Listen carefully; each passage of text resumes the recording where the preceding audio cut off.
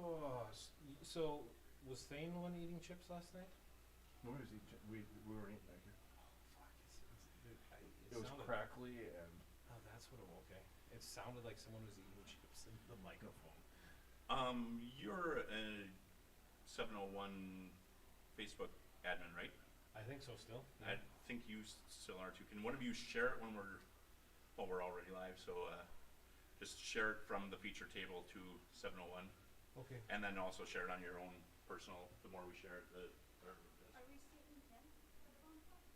Because I have a phone call. So I should just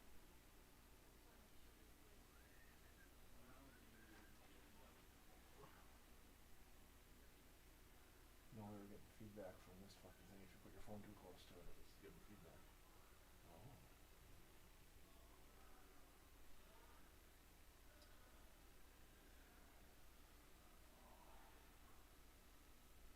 All right. Copy link. Do, do, do, do.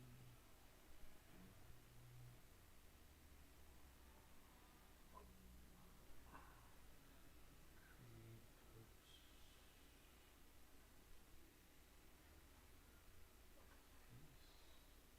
Yeah, I just heard my face for radio comment last night.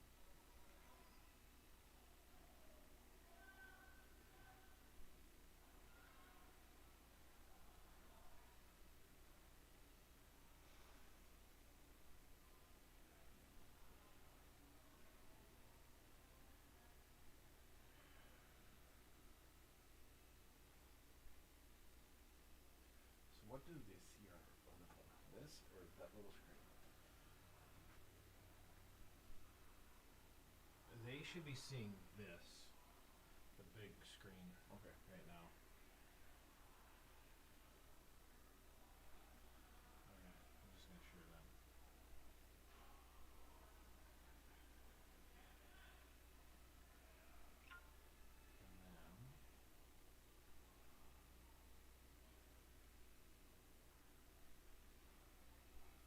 And then if I go to now, if I go to CRM on the page.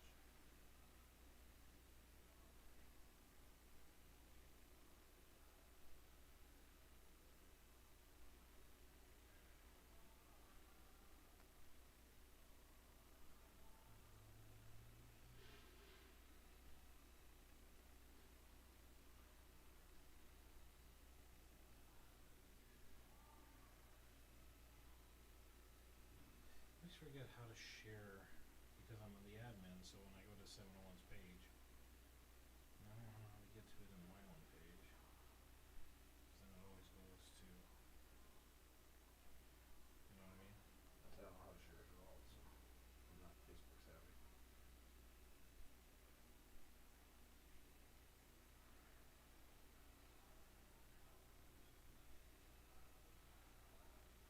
Like 701 never comes across my feed because I'm an admin. So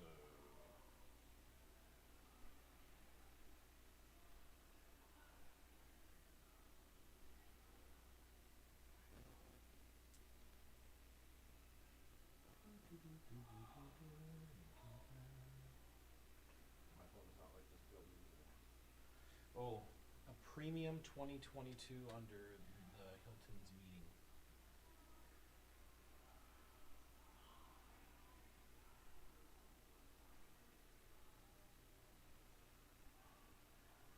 Hilton Honors meeting?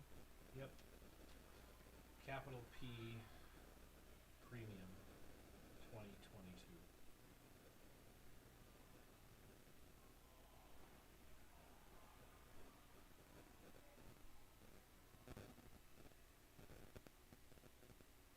Actually, I'll go to this and share.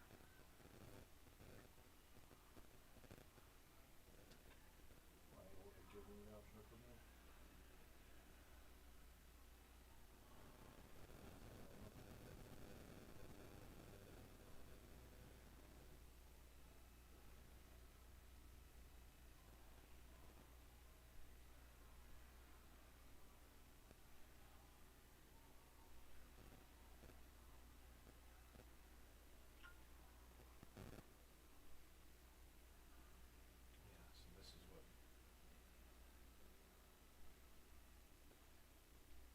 Peak Premium 22? Yep, 2022. Did you get the shirt? Yep, so I went to the feature table then Mm-hmm. and shared from there, because then I can easily share instead of through the 701. But I put it on 701's page, and I tagged Ritter River Valley. The mic's coming through for us? No, I was hearing something. Oh, I was hearing it on here, yeah. Yeah, so our mics are coming through from down there. Oh, yeah, they are. Whatever.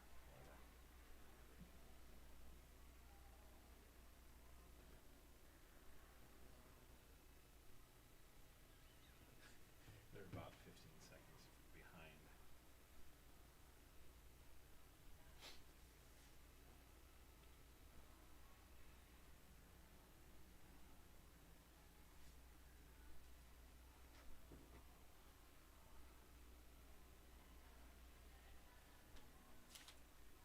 How much does the buy into the bump up?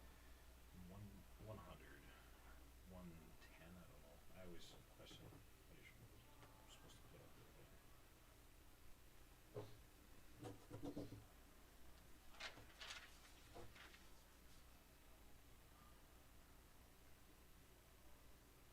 Found it interesting that Kramer said he's played in more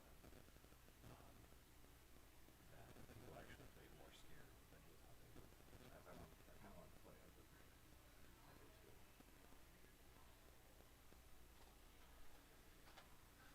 Yeah, that's the only thing with this It was thing. like, you play it or did you call the board? No, like a second one. Paul's like, you're gonna do that instead of playing like, you don't really. Yeah, this is one of the things we get up, right? Yeah. For like water VSOC. Yeah. Yeah. And It's it like, just, yeah, you play every once in a while, I guess. You know, no. well, I Yeah. play quite a bit, but I mean, like Steve's given up a lot, and I was doing that for a long time, and it's like, I didn't want to do that anymore. I was just like, no. to an extent, I think Steve likes giving that up a little bit. So there's no pressure to play. Right. I Yeah. think he just likes being the face of it and having other people go. Well, yeah, because I mean, I know he was pretty proud of the West Fargo one for all those years, you know.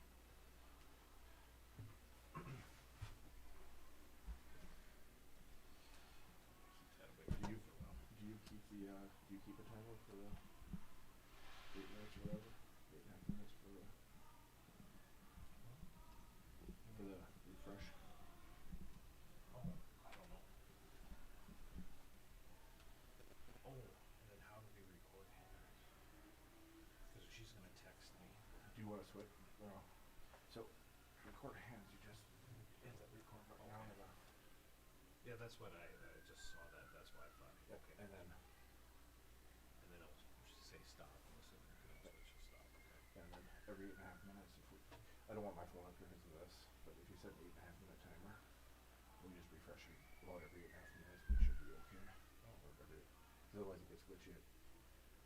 Eric says it's at 9 minutes, but it's faster than that. Okay. Or it was last night anyway. So, well, that should be good on the live stream, a little girl screaming in the background. Go for it. Yeah. Let's see.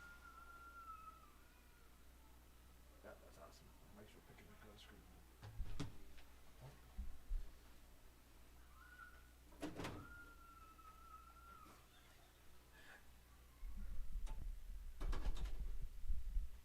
That's better.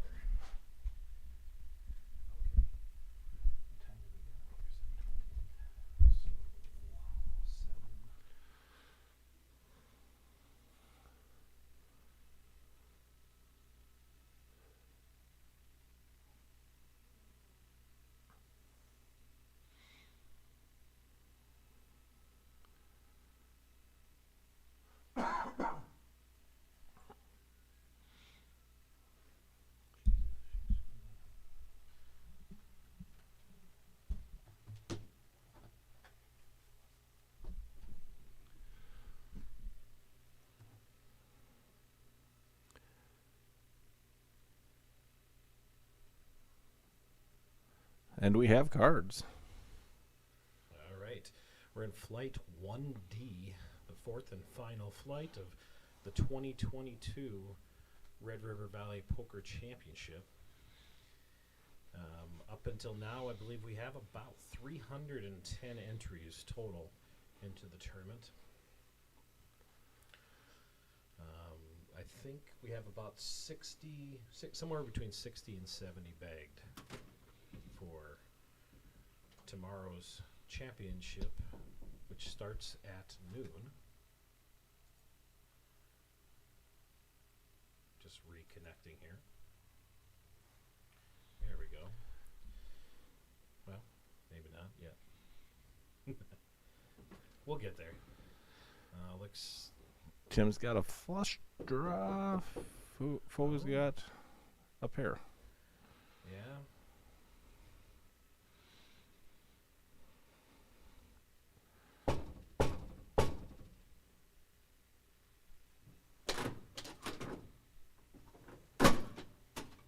I need one of you. Oh. I need one of you to deal. Okay. I can talk about myself.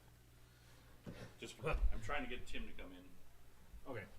All right. So we're also running a bomb pot tournament at the same time. So we're losing Eric Crystal, who came in to do commentary with me. This is Corey Esslinger, Eric Crystal, to do commentary on this tournament. And we've had a great showing for the bomb pot tournament.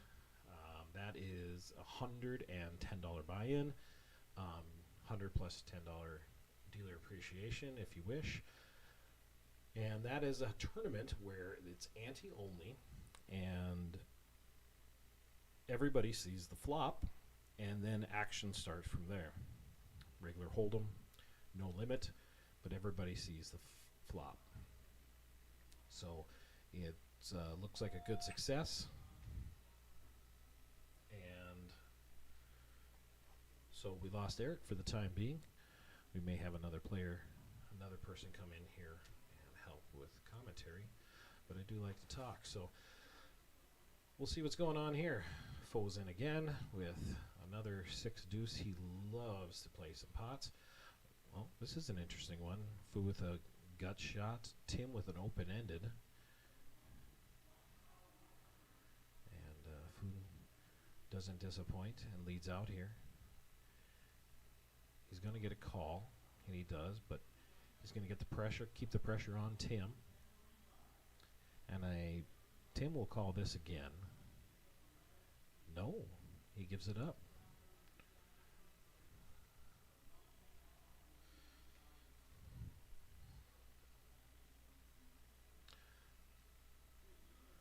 This is my first time this weekend in the booth doing commentary.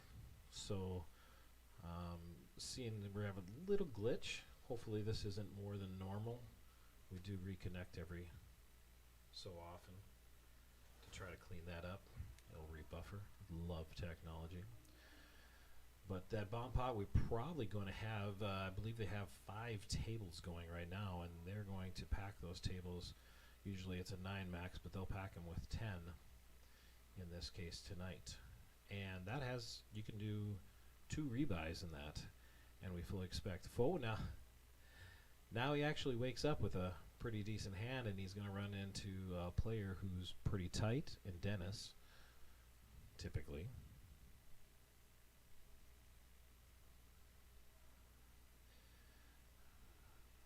So full bets to 4,600 3-bet. So Dennis folds. Not surprising out of Dennis there. Pretty early in the tournament. We're in the 5th level here at 244. King Jack is not exactly a great hand to be facing a 3-bet there, even if you know the player and know that he's pretty loose. Most of the time, even a guy like Foe is not going to be pushing that before the flop.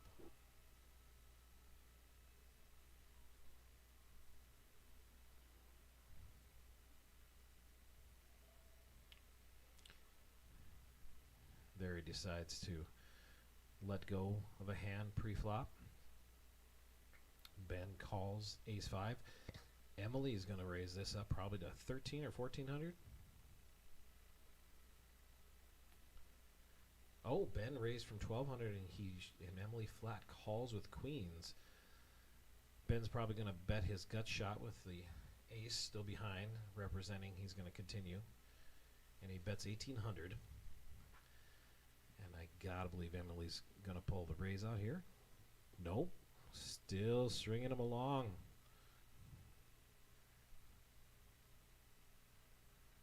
Turn as a king. Now that definitely will slow Emily down. But I gotta believe she's, yeah, so it slows both players down, but river's a queen. Let's see if Ben decides to represent anything, knowing this is the only way he can win this hand.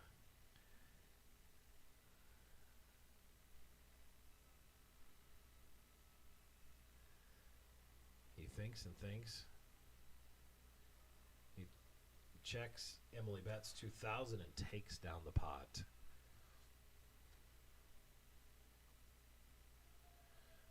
Video is only that small. Okay.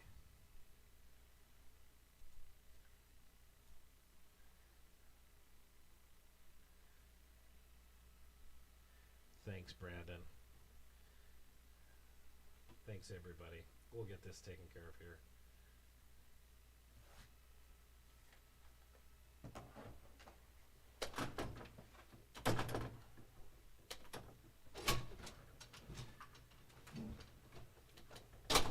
That's why.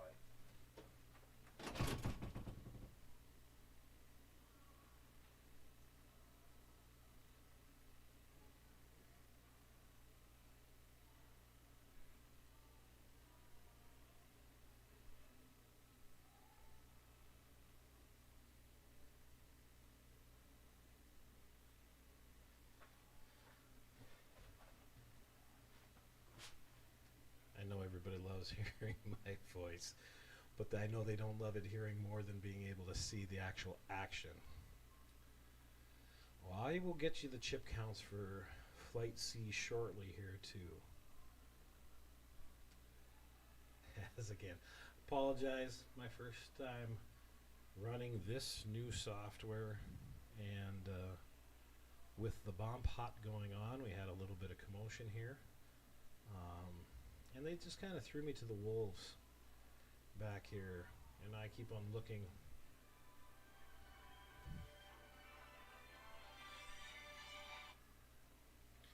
Keep on looking.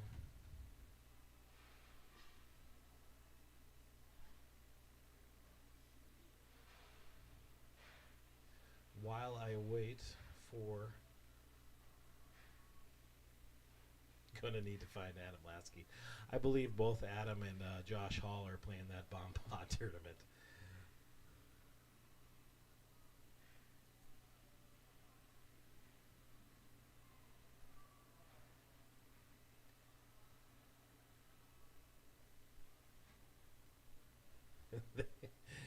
I love you, Brandon.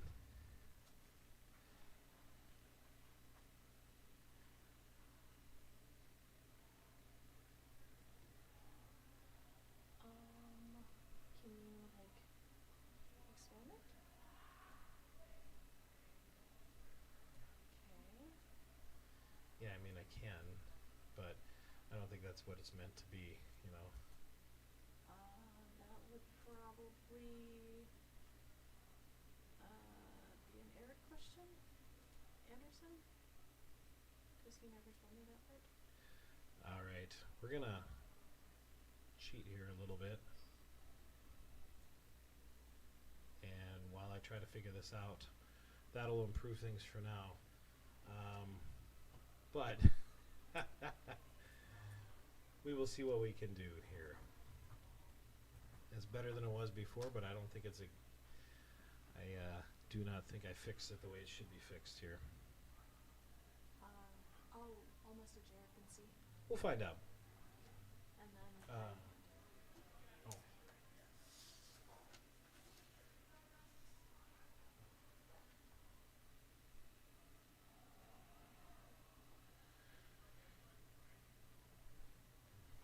All right. Back to action here.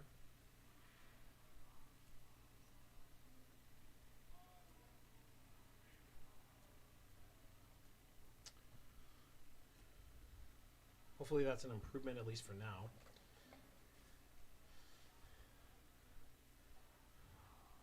John Worden raises to 1,000. See what he gets a call here from Dennis. And he does. And a fold out of Ernest, and most likely a call out of Foe. So we go into the flop three-handed. King 9-9. So a gut shot for Foe. Not a great flop for John. We'll see if he does a continuation, and he does.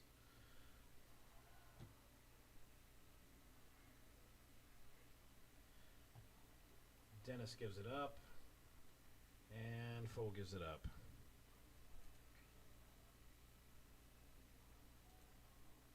John has a pretty solid reputation with almost everybody in the poker community. So when he's in the pot, usually he gets quite a bit of respect. It's always interesting. A lot of players have comments and beliefs about being on a live stream, and that people might watch this and take a look at how they might play or how they might not play, if they're playing tight, if they're playing a lot of hands. It's very interesting, but for the most part, I think we find that most people don't change up their play, no matter how much they're on the live feed.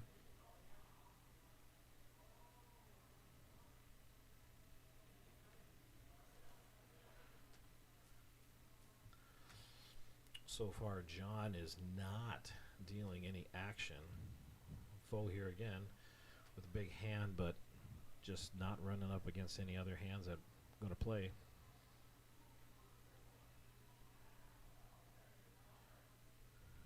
I'd like to thank our sponsors, Randy's University Diner and Randy's too. Heidi opened up her second location earlier this year. They're both doing amazing. They both have great food all the time, and they're extremely busy. But they push through those people and those crowds really, really well. So don't be deterred if you go there and you see a long line. They'll get you in a hurry. Tax Lady.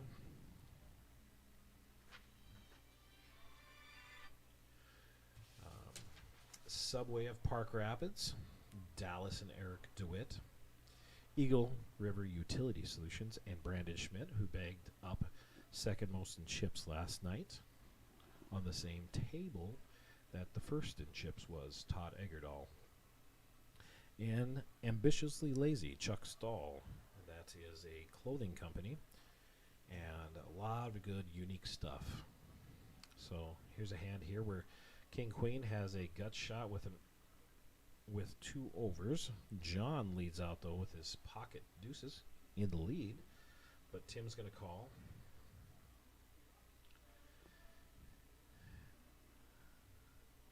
Jack, he doesn't know, but that jack gives him a ton more outs in this situation. Not one of them came. Check, check, and that means John will take down that pot with the pocket deuces.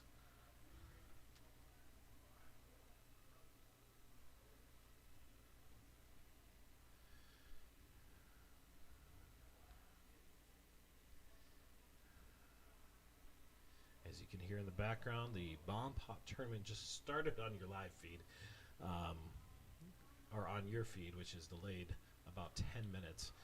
So that's how we know about 10 minutes ago is when Eric had to leave here, because we had such a good turnout for that. I'm only here to study Dennis Sieb. I don't know what there would be to study, Brandon. Dennis is a solid player. You know, guys like Dennis, guys like Terry last night in the last 2 hours, Terry Ellingson last 2 hours of the feed, they're always there They're very difficult to get chips out of. Here, Emily wakes up with pocket aces. Ernest decides he's going to play along, looks like, with king 10. Foe has 8-7 of diamonds. I got to imagine he calls, and he does. Tim and John are going to get out of the way here. Oh, no. John completes from the big blind. So we see four-way. Not exactly what you want to see when you raise with pocket aces. Dennis doesn't play differently on the feed at all. And look at that. Ernest flops trips. Here's a situation, yeah, with four-handed that you're never going anywhere. Actually, the bigger play might be here between Foe and Ernest. Ernest has got a bet here. And Foe is going to call 1,000 here, no doubt. Early in the tournament, nothing on the river. Ernest will bet less, maybe 2,000. No, a little bit more, 4,000. And Foe's never calling that. Emily makes a crying call.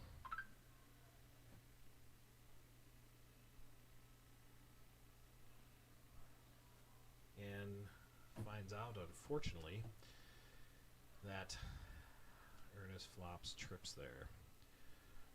Got a decent amount of value out of the trips there. 1,600 pre-flop, plus 48, plus 4,000, plus 2,000. So you got about 11,000 out of that hand.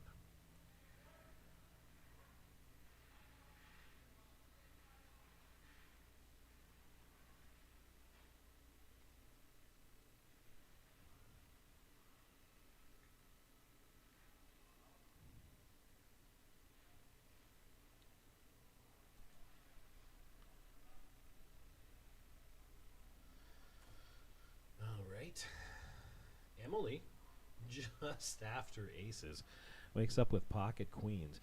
You know, as a player, you wake up with a big hand after a big hand like that. Now, she didn't have to show the aces. Foe wakes up with nines, is going to just call here. Ace Jack from John. Some pretty big hands. See if Ben defends from, no, Ben folds from the big blind. This could be a big hand. Oh, flop trips with a flush draw for both Foe and John. Emily's going to put out a bet here to kind of feel her way out. 25. Foe moves all in. Looks like about 15. 16,000. Yep, 16,000. I gotta imagine this is early enough in the tournament. Emily's gonna be calling here, especially she only has 11,000. I was just about to say, after you have a big hand and you end up with another big hand, it's very tough for players, myself included, to forget that you just lost with aces. But you gotta call this in a tournament like this early on. So she's gonna see she's a pretty big favorite here, 3-1. But let's see the turn. Oh, there's more outs. A 6. No, nothing. Foe's down to 2,000 in chips, and I believe this is his last bullet. So.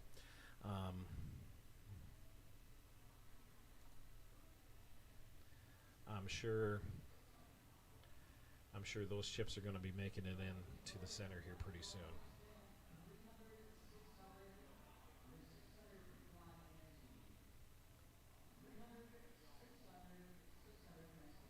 Hey, Eric. Quick question on the here. Talk to Corey, please. All right, Here. Eric.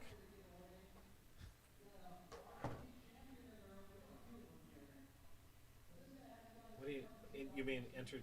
No.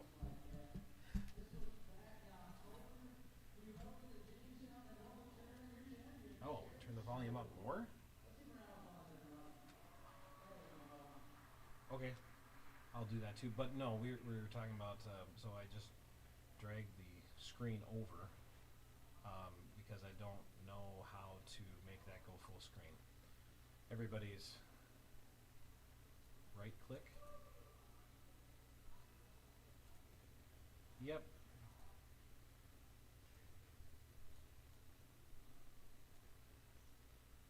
Yep. Yep.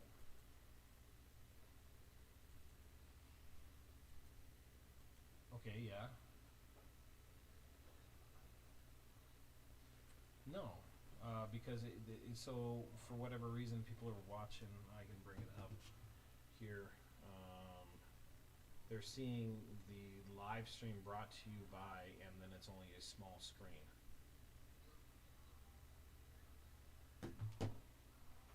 Yep. Yeah.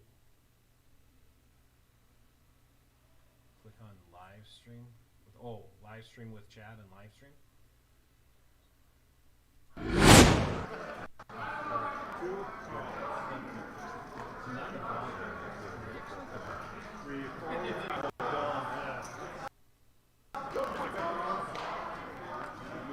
Desktop audio. 784.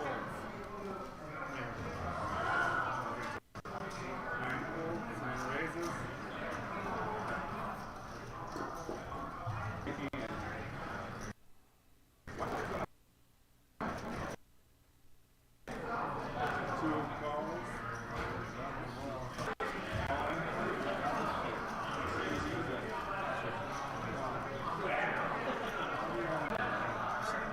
Second one, or the desktop audio.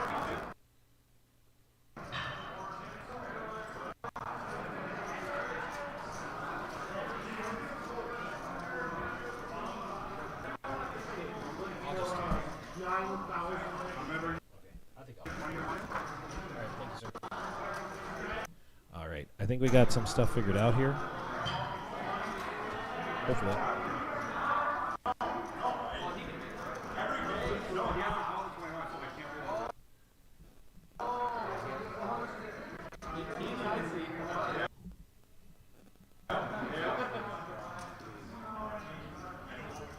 All right, we have another big hand.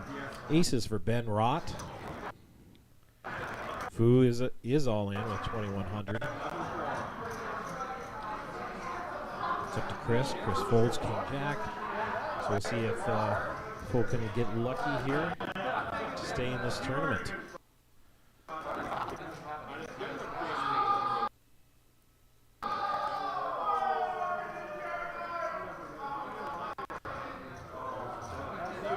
Oh, it does catch a 7 on the flop. Nothing else, but gives him some outs. Little does he know he has a lot fewer outs than he knows. Unfortunately for him, 3 were already dealt out. And the river does not come in. Foe's going to be eliminated. He's going to go right over to that bomb pot tournament. Looks like we have a new player to the table, Nathan Larson. Coming in with a pretty big stack here at about 100,000.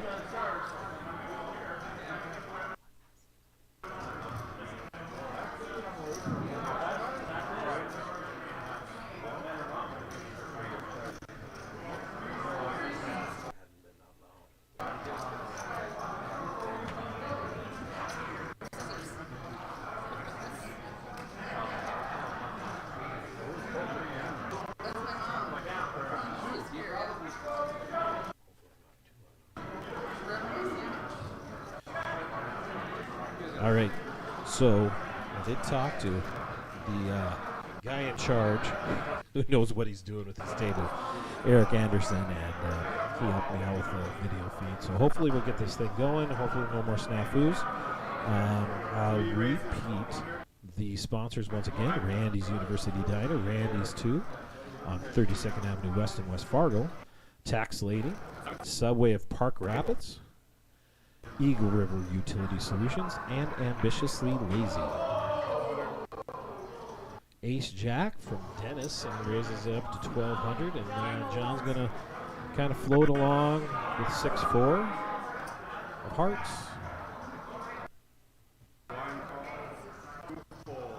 Emily has ace queen of clubs and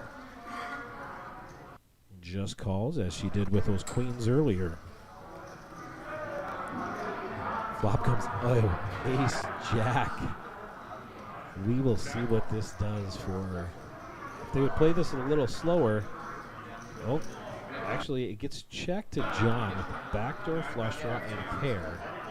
I'm going to represent, and Emily's going to call, and then now Dennis is going to come along and check raise this. And he moves all in for 15, 15-6. I mean, if you're playing the style where you're just going to let everybody come and bet into you, you get no more information, and you got to call if you're Emily here in this situation, because this is what you're hoping people do, because they were playing ace 10, ace 9, that type of hand.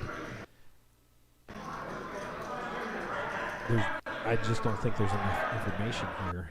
Even though it's a check raise, you can maybe put the guy in 4s or jacks.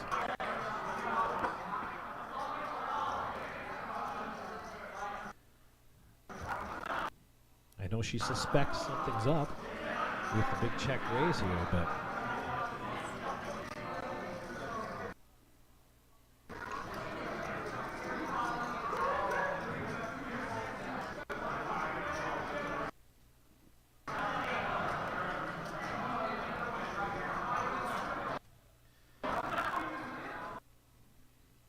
she's really thinking this one through. I mean, it is half her stack. It's early in the tournament. You don't need to do it here.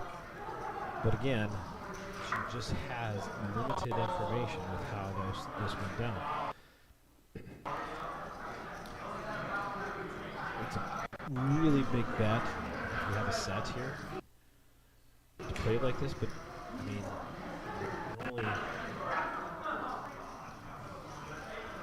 mean, you were only 17,000 to begin the hand. I mean, you started 25,000. So it almost looks like Emily wants to give this up, and I think she's going to. I think, yeah. She just really didn't want to. That's a great fold, given what we know, and given the kind of player Dennis is. Hey, that's. Maybe played it too fast. You never know. I mean, everybody's different. That was the style. Dennis gets maximum value out of that hand if he leads out at that pot, I think, for just even 2,200 or something like that. It smells way more like an ace 10, ace 9, something like that. But if no one has anything, you don't get anything out of the pot either. So.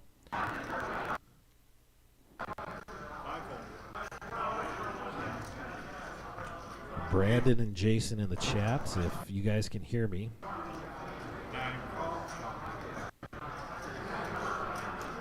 And Eric, yes, I've hit this connect button about every 4 minutes here recently, but I'll keep on doing it.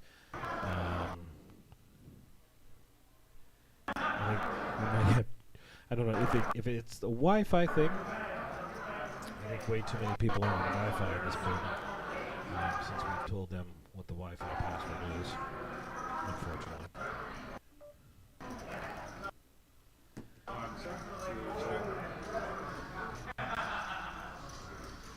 I just took myself off that Wi-Fi, so that should help, because I was, looking at college football scores, Notre Dame and USC going on right now. USC has a chance to make the college football playoff, outside chance, because Ohio State lost by 22 at home to Michigan. Emily here betting her ace 10, which is good right now. See if Ben ends up coming along. That's about the only person I can see would be coming along. Chris, yeah, no, Chris isn't going to come along. Ben for about 1,200. He might come along. Makes sense. Yep. 2 on the river. Ben checks. Emily probably just shows her hand. And the ace-10 is good. Kicked in. So Emily up to 34,000 now. So there's a case in point.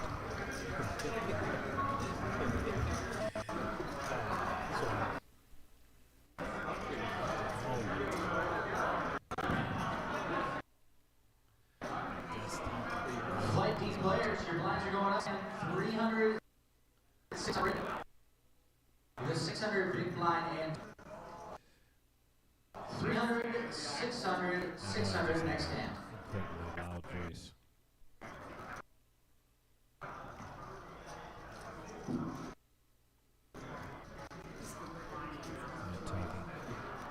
I do have The some instructors hardware were to give away. the mic. We've got So an RPG champion in the room. We got a few of them here. Hasn't got his coveted RPG champion spike doing.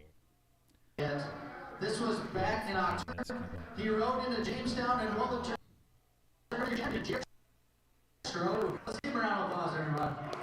There we go. Alright, John here has ace jack. He's going to raise it up to 1,200.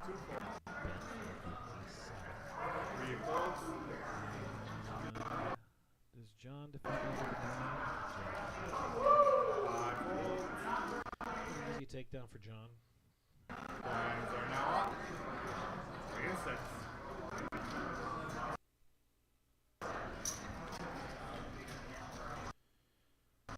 We have, this is the first level of our second, fifth level of the last round, the first level of this table. Going for 4 rounds, 2 hours on the pitch table, and then we'll get a new one in. The next 2 hours. Tournament should end about 11:30.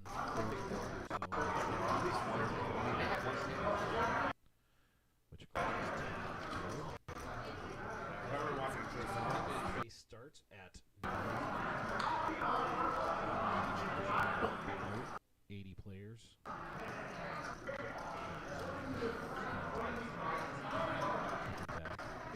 We've had a few double bags. Buyback on those double bags is $4 per 1,000. 8, 9, 10, 1, 4. His lowest stack was about 75. 2, 1,200, 3, 4, 22. 5, 4, 7,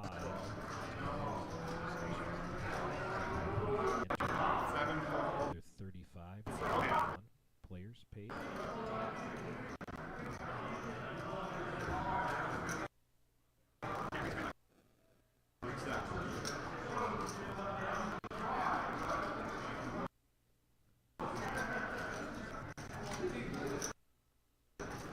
I don't think I've seen. They got time. He's got time.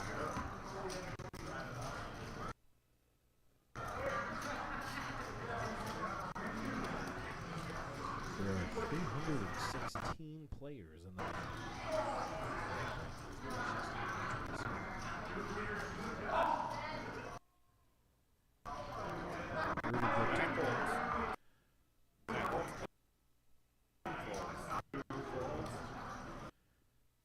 Really good full year back. We still had this tournament in 2020. It was obviously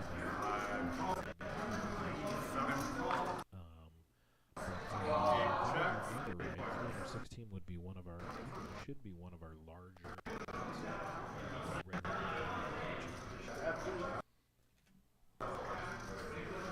Check, check.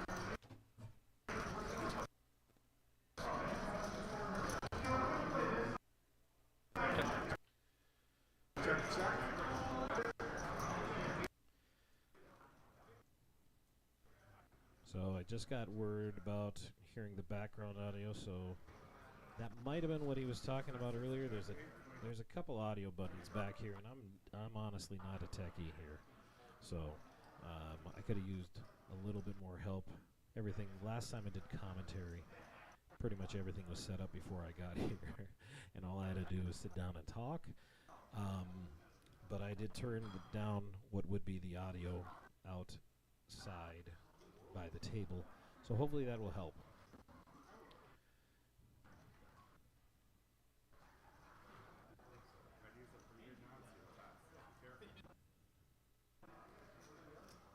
So with 316 entries,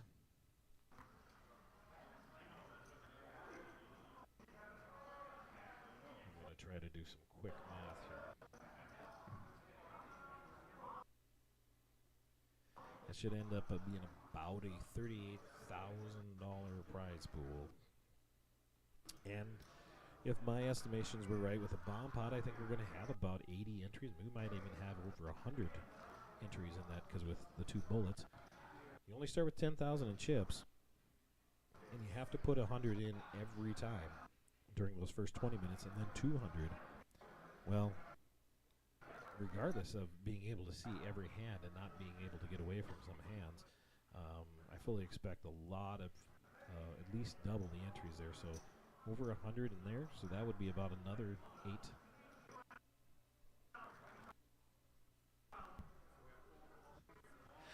We'll get this just right eventually, won't we?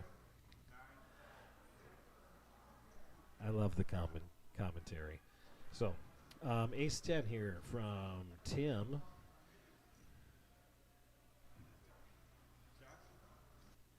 John with 8-6 has a gut shot. Not a great gut shot because it's with a 9, which he hits.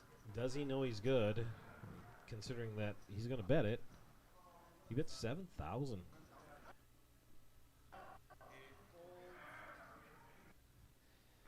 It's a big bet for the bottom, kind of the only basically, I don't know what you really want to call that. It's not the dummy end of the straight.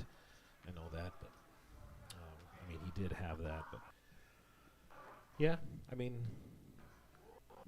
player, if they don't have that straight there, is probably going to fold anyway. There's 4,200 in the pot, betting 7,000. Players probably folding for the 3,000 anyway. But it gets the point across. You're not going to draw to the 9. You're facing a bet like that. Emily, see if she raises here. No, she just calls. Now we're up to 366. We'll have to reconnect after this hand here.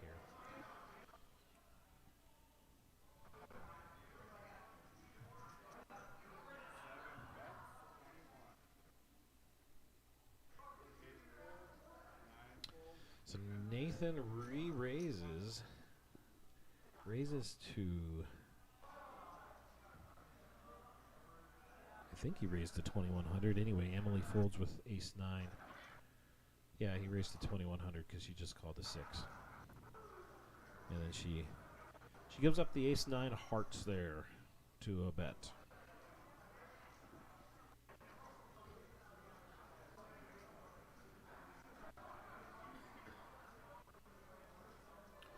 Anyway, I was going to do the math on that 38,000. Usually it's about 27 or 28%.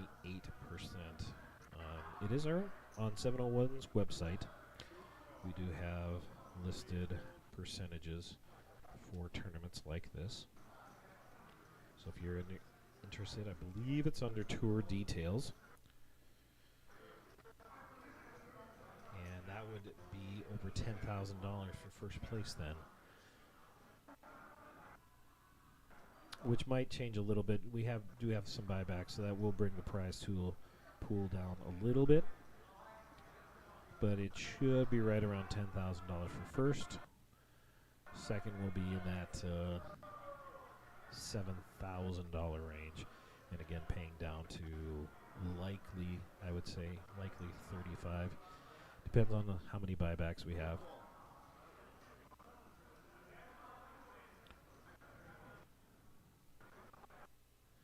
Ben deciding he wants to take down that pot.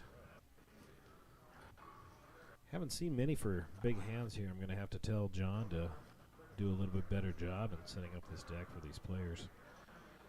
Get something going here a little bit. I know you all love hearing the sweet tones of my voice. I can see the viewers going down every time I say something like that. So, and terrible jokes.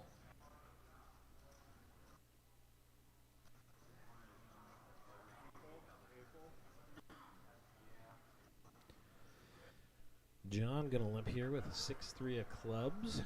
Ben limps with 5s from the button. Just the type of hands we want to see have a play a big pot, right? Be better if Ben didn't have pocket 5s with the 5 of clubs. John staying true to form and leading out here with a piece of the pot, or piece of the board.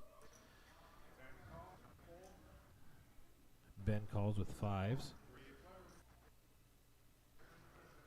Chris with the gut shot. Well, now John definitely going to continue bet here. Probably, well, he's going to check. He's going to take that free card. And the river is a 4. Oh. Chris, the only way he can win this is betting.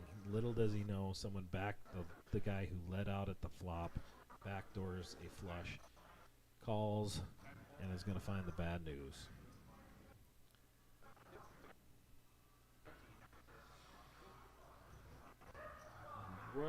Running cards to flush are always one of the most difficult hands for players to pick up.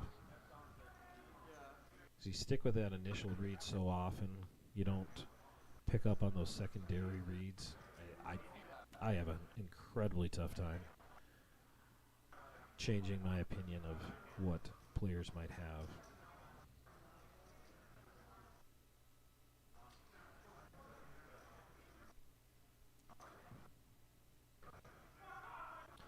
That is a little bit of information. There's always some interesting information. He didn't have to show on that previous hand where I think he let out with 6-4. But this will be a little bit of information for the players at the table. You get to see that. This time he had 6-5, I believe, of clubs. That's what it was.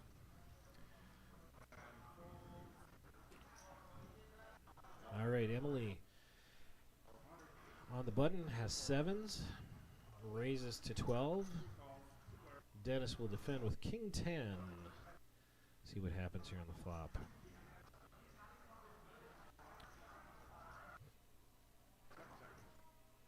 Check, check.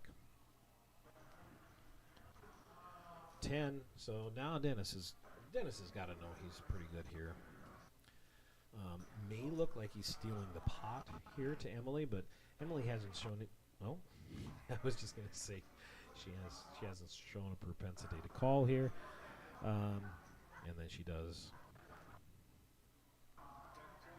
Check, check, and he's going to show the 10 and take down that pot.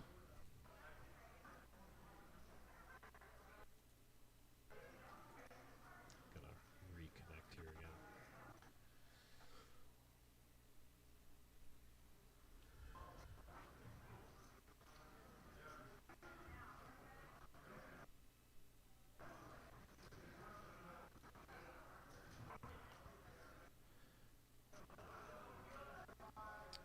So upcoming tournaments, 701 has a tournament coming up on, I believe, December 17th. And then 701 will be up in Minot, North Dakota.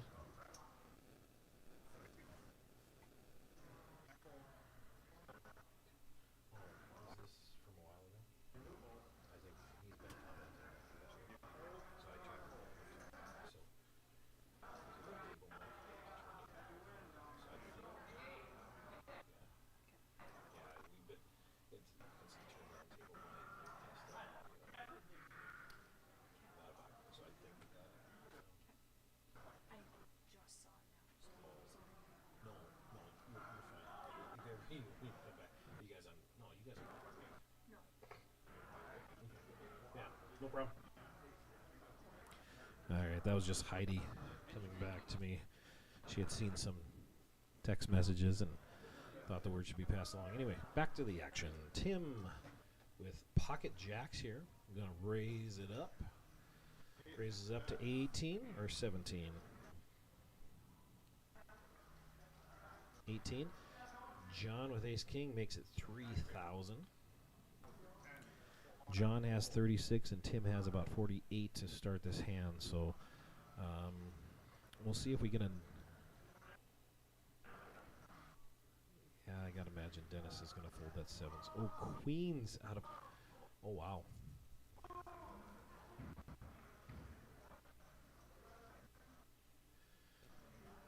He's definitely at least calling here. And that's exactly what he does.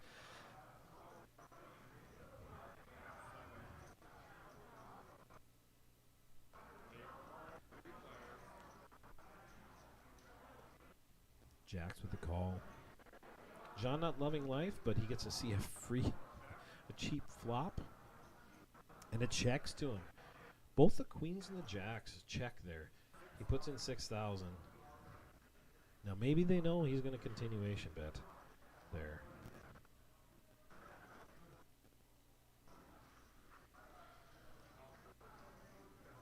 I gotta imagine queens.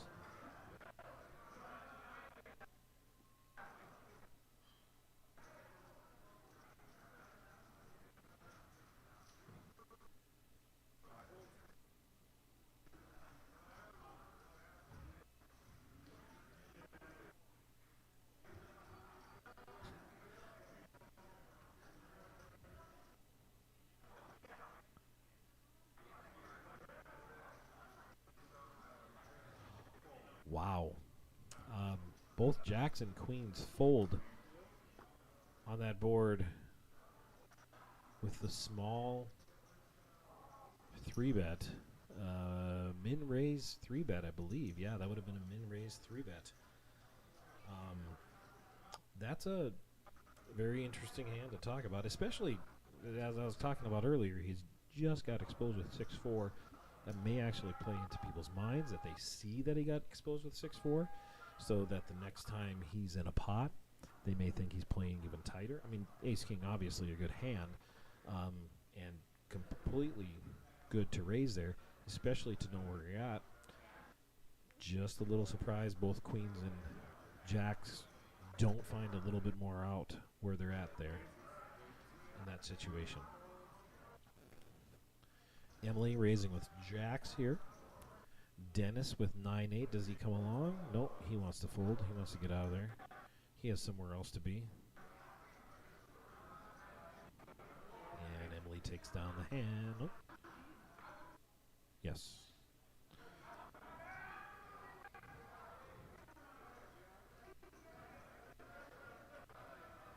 So getting back, Christmas freeze out.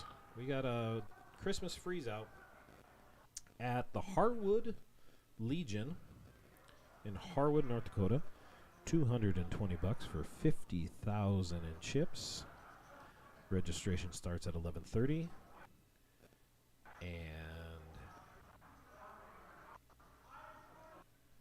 play starts at noon, I believe.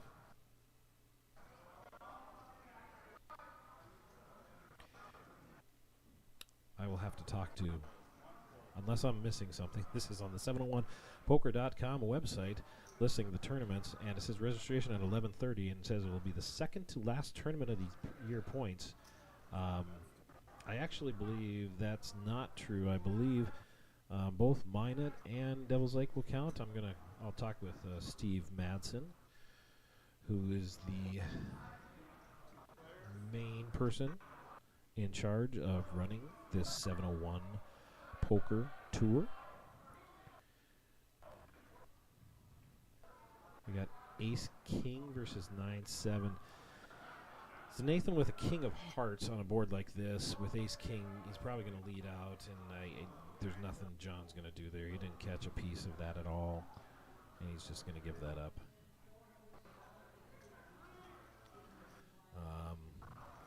So we got the 15th annual North Dakota State Poker Championship up in Minot, North Dakota. It's now at the Sleep Inn and Suites up there. Just was finalizing some details, I believe, this past week, and they sent out a blast email, and they'll be sending out some mailers. Restart tomorrow at noon tomorrow. Noon. So, if any players are listening to this, we would love if you are here at 11:45. We will have the chip counts posted again at the end of the night. And I believe we have the seat assignments at the end of the night as well. So if you're in this tournament, you know which table you'll be at. They'll be printed off, so when you come in, it'll be easy to find, and we'll have your chips in place.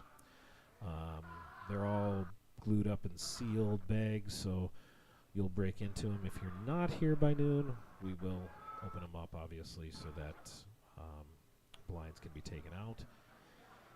Restart at noon.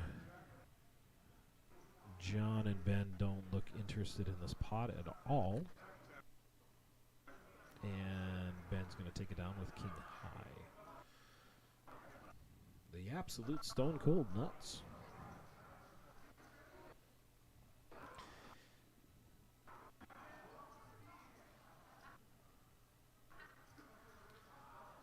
So, and then, starting on Thursday, December 29th, is the Rough Rider Poker Tour Casino State Championship in Devils Lake, North Dakota, at Spirit Lake Casino and Resort. Multiple tournaments that weekend, the main one being the $165 buy-in. Re-entry through the first 9 levels in each of the first 4 flights with an estimated $125,000 prize pool. 10 seats will be given away via random draw during this tournament for the the $110 kickoff tournament on Thursday at 5 p.m. 10 seats will be given away via random draw during this tournament for the RPT Casino State Championship. And the winner of that tournament will also get a custom-made bracelet to be awarded to your first ever RPT Casino State Champion. 30,000 starting stack, $165 buy-in at Spirit Lake Casino and Resort, just south of Devil's Lake in St. Michael, North Dakota. Jack 10 with an open-ended straight draw here, Ace 10 with a gut shot, and Emily with a set of threes. Emily bets out 1,600. Does Ben come along here? He doesn't have he doesn't have the backdoor flush. John with top pair, king 7 on only 1,600. Tim called with his open-ended. Ace 10 gets out of the way.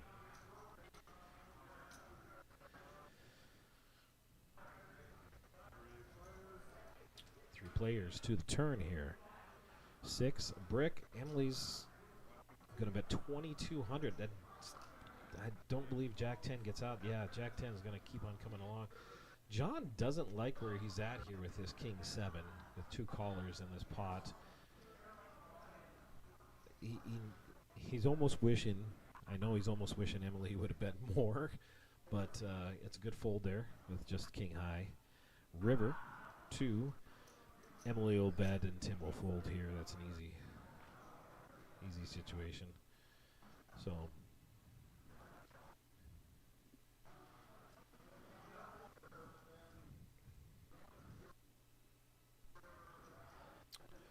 it's a really tough situation for a player like Emily in those situations where she's not obviously a player who raises a lot of hands or plays fast or plays aggressive. So even when she's betting a relatively small amount compared to maybe some other people at the table, it's going to seem like she has a better hand most of the time when she does that. And a lot of people aren't going to call very light a lot, and she might not win some chips. I mean, she did get an extra 1,200 from John in that case, where she bet a lot, but she didn't bet that much on the turn to keep those draws away. it's always interesting to analyze these hands when you get to see them when people are playing them, and what you could or couldn't have done. You can always go back and look at these. As these are live now, you can't look back at them as they're going, but as soon as they're done, you can look at them and post in a post on this page, whether you're looking at it at the feature table or whether you're looking at it on through Red River Valley Poker Championship on Facebook or 701 Poker on Facebook. The links on both those pages. Basically, you found it.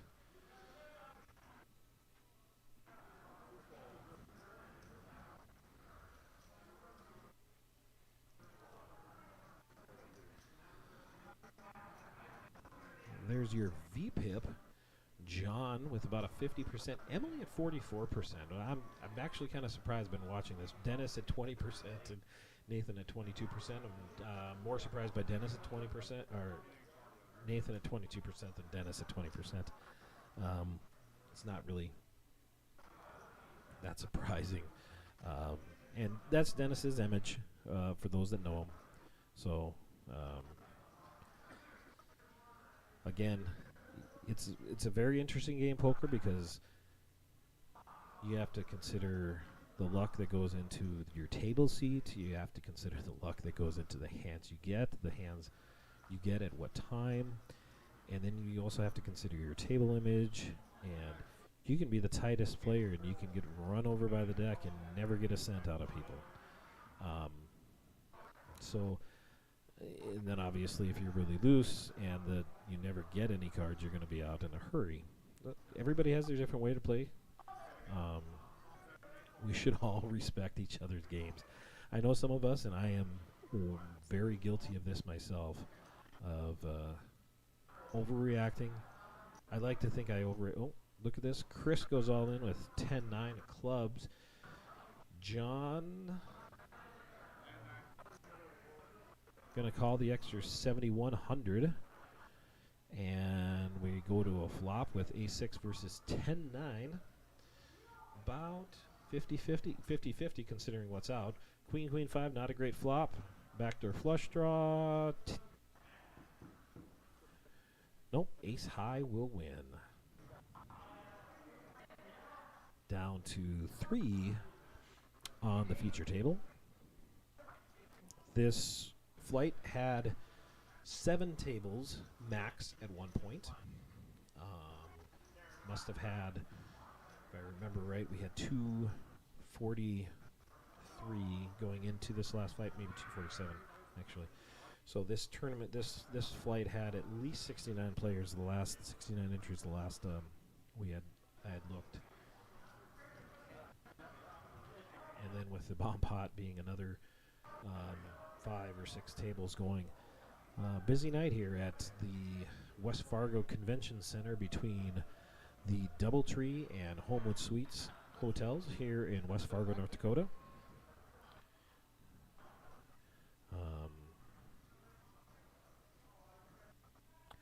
I will say this, hopefully it's all worked out. I was talking with someone who was talking with the general manager of Doubletree. Anytime you're in town for poker, there's a poker tournament in town for 701, whether it be at the Doubletree, at the West Fargo Convention Center, or say we have our freeze-outs at Gastropub in town, or I'm drawing a blank on the other places we have tournaments in town. Just mention you're here for poker, and they got a special rate. I believe she said $90. Hopefully someone can be able to verify this. They have been very nice. Doubletree is a great place, and the West Fargo Convention Center has been a great place. It's been a very mutually beneficial agreement between both parties here. Poker players have been really, really nice. We're all a really nice group, even though we're a bunch of degenerate gamblers. They're a really nice group of people. We usually take care of our space. We usually are pretty good with cleaning up. You know, occasionally some of us have too much to drink at night, and we can police ourselves. Here Nathan wakes up with kings after Ben raised with ace-9 of hearts. No one wants to play with Nathan, apparently, because he re-raised again. And the last time he raised, I believe it was into Emily's ace-9 of hearts.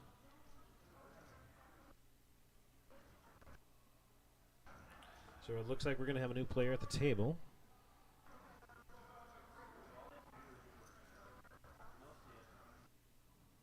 So Heidi's getting information and giving instructions to the new player. You obviously can't have any electronics on the table. Every once in a while, I see someone who takes a quick glance at their phone, and we have to yell at them a little bit. Obviously, you can't have any drinks on the table because you could ruin the table if you spill it, which, if anybody's played poker before, they've seen their fair share of spills on tables.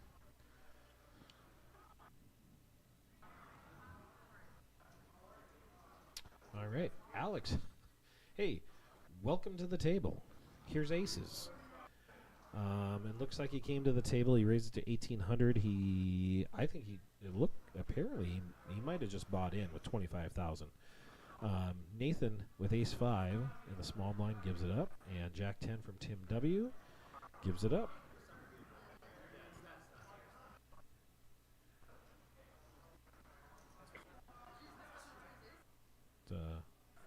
Pretty nice welcome to the table there. All right, so he had been playing. He just happened to have 25,000 left after he raised to 1,800. So he was already in this tournament, and it was moved to the table.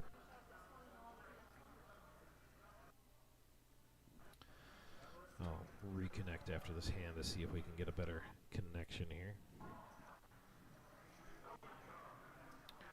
We might have to talk to them about having a dedicated stream somehow, or what we can do here. Emily wakes up with ace-king, just calls.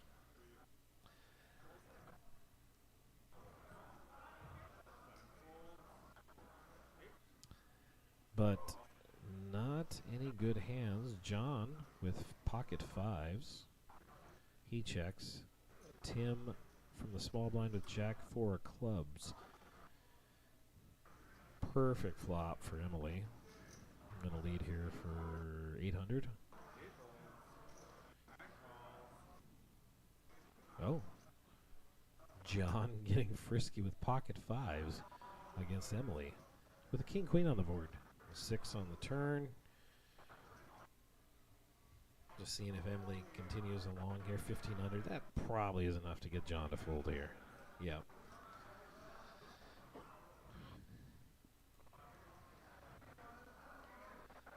That's a definite float there for John, just to see if someone's going to come along or continue on their betting process there. That 800 may have seemed a little light to him, and he wanted to make sure. And then coming up after the first of the year, we have our Cowboy Up Silver Dollar Tournament that Leroy Turner started years ago. And now we've had, I would say this might be the 4th or 5th tournament we've had at the Doubletree for that tournament. And in years past, good 150, 160 players for the $150, or is it $140 freeze out. Great tournament. It's run for Cowboy Up, so proceeds go to Roger Maris Cancer Center. Tim W. here with, so Dennis, apparently trying to change his image up. Raises with 8-7 off, and Tim calls with ace-jack. And Ben defends from the big blind with king-6 off.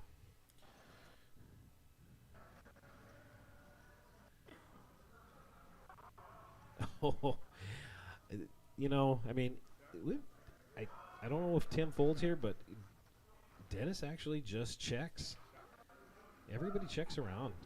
Oh, and he hits his straight. Now he's got a bet. Now we'll see how much he bets. 6,300, so maybe he bets about 22 here. 3,000. 3,000 does nope. Yeah. So the only flush draw out there folds, and Dennis takes down the pot.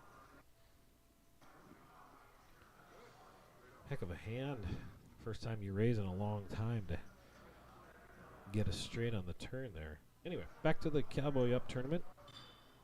So we have, it's a really good tournament, and a really good tournament here to have at the DoubleTree. Good amount of space. And that one usually pushes right up against Barclays around 2 o'clock time frame. And then the following day we have the 701 Poker Free Roll. So for every 6 points you receive on the tour, you get 1 stack, 10,000 in chips. And you get 1 point for every buy-in, 3 points every time you cash, and 6 points every time you win a tournament that's not modified by chop. And modified by a chop, we mean more than just paying the bubble, taking off 100 here or there, something like that. We're talking about literally chopping the last 3, 4 spots, or even the last 2. Nathan wakes up with queens. Just, that's all he's going to play is these big hands at this table. Raises to 2,400. But those points you get for the tour, they are double every time you have a tournament like this that has more than 100 buy-ins. So Leroy's tournament will be the Silver Dollar Cowboy Up on January 7th. It will be the last tournament of the year for points, and that is a double point tournament. About as guaranteed as I can say that it will be a double point tournament. Leroy's a great guy. He actually went through cancer himself. You never want to say totally beat it, but for him, I will say beat it. Great guy. Everybody loves him. And there's some promotional items he gets sponsored and sells. That all the proceeds go to the cancer research as well. That will be available. A lot of usually Yeti cups, type cups, mugs that are available for purchase on that day that will support cancer research. Ace-9 from John from the cutoff, and Ben playing pretty tight with Ace-8 fold there. Emily defends from the small blind. Actually, that was just a call. We're up to 4-8-8 now. And flops. So this would have been more interesting had Ben still been in this with the Ace-8 and flopped open-ended. Alex betting out here from the big blind. I mean, just trying to represent something here. Maybe the backdoor flush draw he's thinking gives him a few out. Maybe he's just going to represent. Little does he know he's up against top in this situation.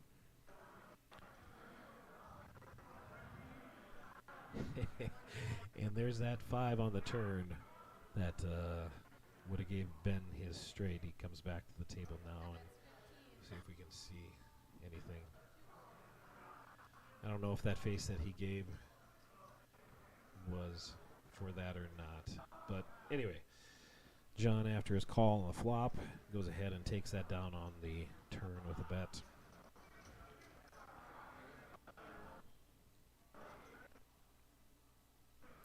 I just see now Ben only has about 9,200, so yeah, he can't get too frisky with hands like Ace-8 here. So at that 701 Poker Free Roll on, I believe it's January 8th, that's Sunday. Everybody gets, if every 6 points gets you a stack of 10,000 in chips. I believe our chip or point leader for the year, Sean Fagerwick, has about 52, so may have 8 stacks, if I remember right. That is also on 701poker.com. And that will play down to a winner. And last year, as you can see in the background there, the Season 2 free roll winner was Matt Wolf. And he won a $10,000 seat for the World Series of Poker. So we have, looks like we have going to have four-handed action here. Lots of different possibilities. Oh, the flop comes all diamonds. Dennis, so Dennis has a gut shot and the nut flush draw. Ben has. So you know to hit reconnect every about 8 minutes. Okay, yep. I was just told that you weren't. No. Yes, we know the video is choppy. Again, we don't know if it's the bandwidth of this, but we do reconnect about every 8 minutes or so.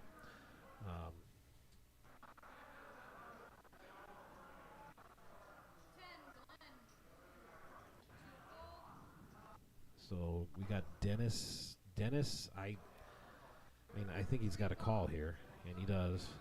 And he needs a jack or a diamond. And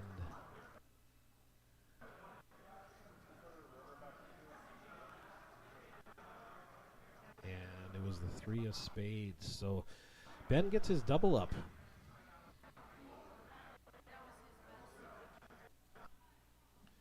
Ben gets his double up. He's back up to 20,800 in chips. And Dennis puts him down to 19,000.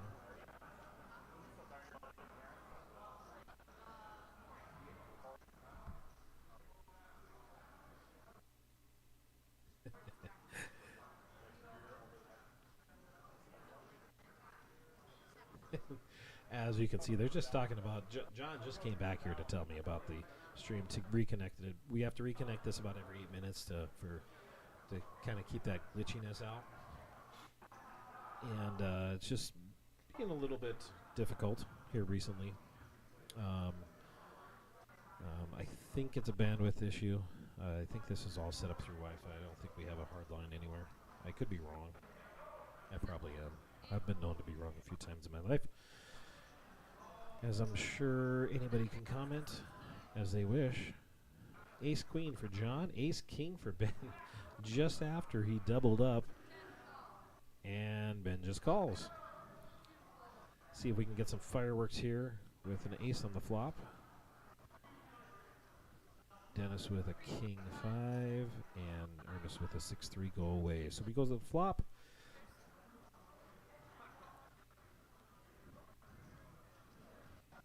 Four, 4, 6. Well, John's MO is definitely to continuation.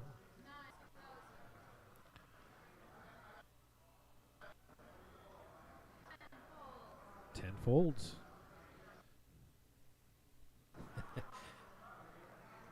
It just so there's another very interesting thing. You see, you know, sometimes there's always the debate about whether you show a hand or you don't. John just showed his opponent his hand, the Ace Queen, and this happened to be the better hand. In this case, actually, John probably thinks he has the best hand with Ace King, Ace Queen there, and doesn't know Ben has Ace King.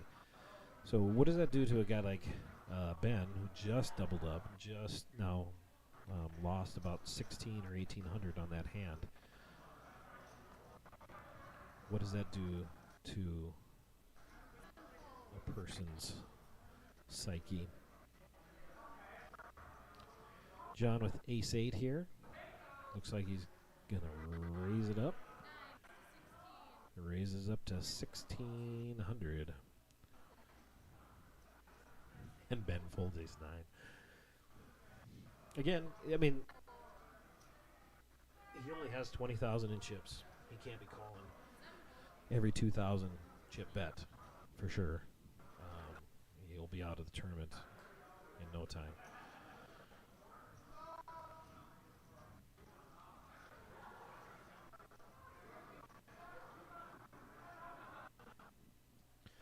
So for those who are just joining us, I'll repeat our sponsors. And if you are interested ever sponsoring anything you can think of, one of these banners, something that we can hang up or bring to any tournament, or if you're interested in sponsoring one of our poker tables for a season, go ahead and call Charitable Gaming Distributors through 701 Poker through Charitable Gaming Distributors in West Fargo. And the sponsors are Randy's University Diner, who also and Heidi Rogenkamp being the owner. She also owns Randy's Diner 2 on 32nd Avenue in West Fargo.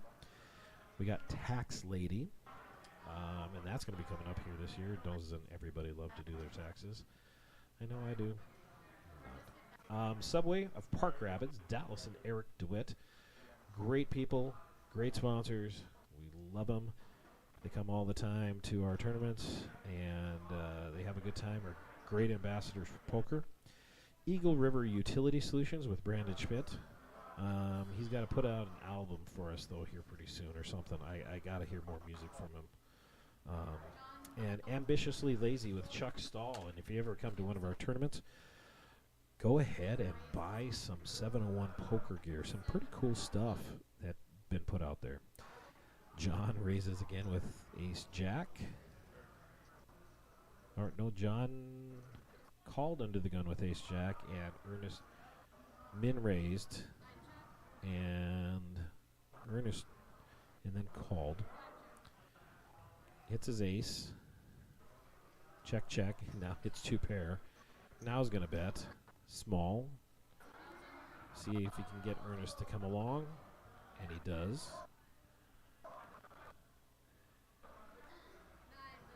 Bets 25, and I think Ernest is going to fold there. Yeah. Those turn calls with a pocket 3 there, you know, just like I think John was doing earlier when he called 800 on a bet. That's kind of one of those crying calls that you think you smell weakness, so you give the person one more opportunity, see if they check back. You know, people have a hard time firing that gun again, giving that another bullet into that pot. So you may be getting a free card there.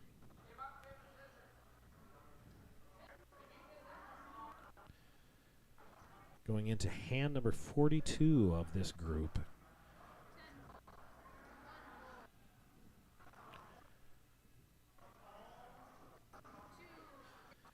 Alex has pocket 9s and raises it up to 2,500. Folds around, and from the big blind, John has pocket 4s. This will be interesting. John has a propensity for his aggressiveness, but Alex led into him the last time, and now with a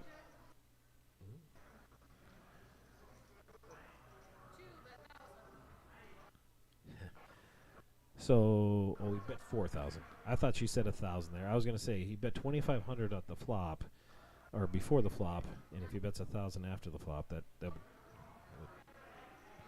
would probably give me pause for wanting to fold or wanting to call or just not even knowing what to do to that. But 4,000 makes a little bit more sense. Good bet by Alex there. Takes down that pot. Sitting at 28,000, about half of what John is, and John is about half of what Nathan is. Still our chip leader on the table. He's only about a VPIP of 22% now. Dennis is at 21, 19% for Ernest. Emily's fallen to 35%. John is still up at 50%. Trying to play a lot of hands.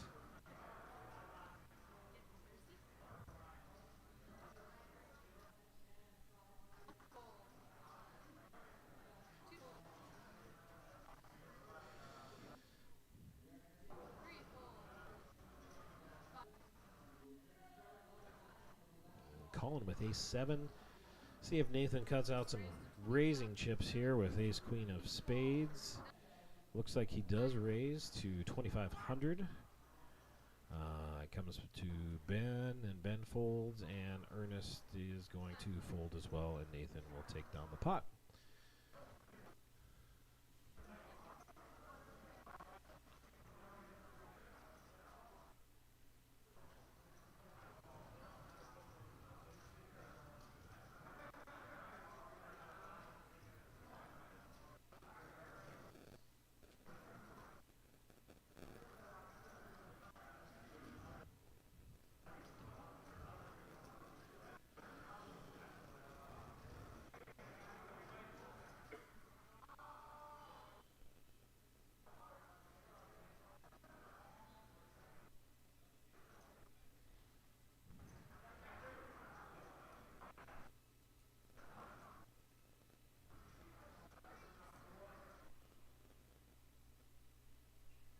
Just refresh the video feed here again. Nathan with pocket sevens. This is his 5th pocket pair of this table here. He just calls with pocket sevens, and John is gonna John's gonna raise with king 9. Staying true to his style. Little crackling here.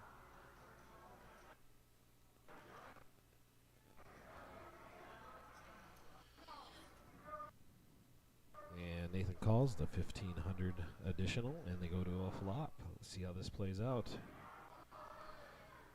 He's still ahead, but John, John's going to stay true to form and continue along. These two have played a lot of poker together, though. Nathan knows John's style. It's not a great card for Nathan, but John does check back. Oh, this is John knows. Oh, he can't pull the trigger. He can't pull the trigger on that ace. He thought it was maybe too likely that Nathan had an ace in that situation, or frankly that Nathan wouldn't believe that he had the ace. So, good hand by Nathan there. Continue to chip up.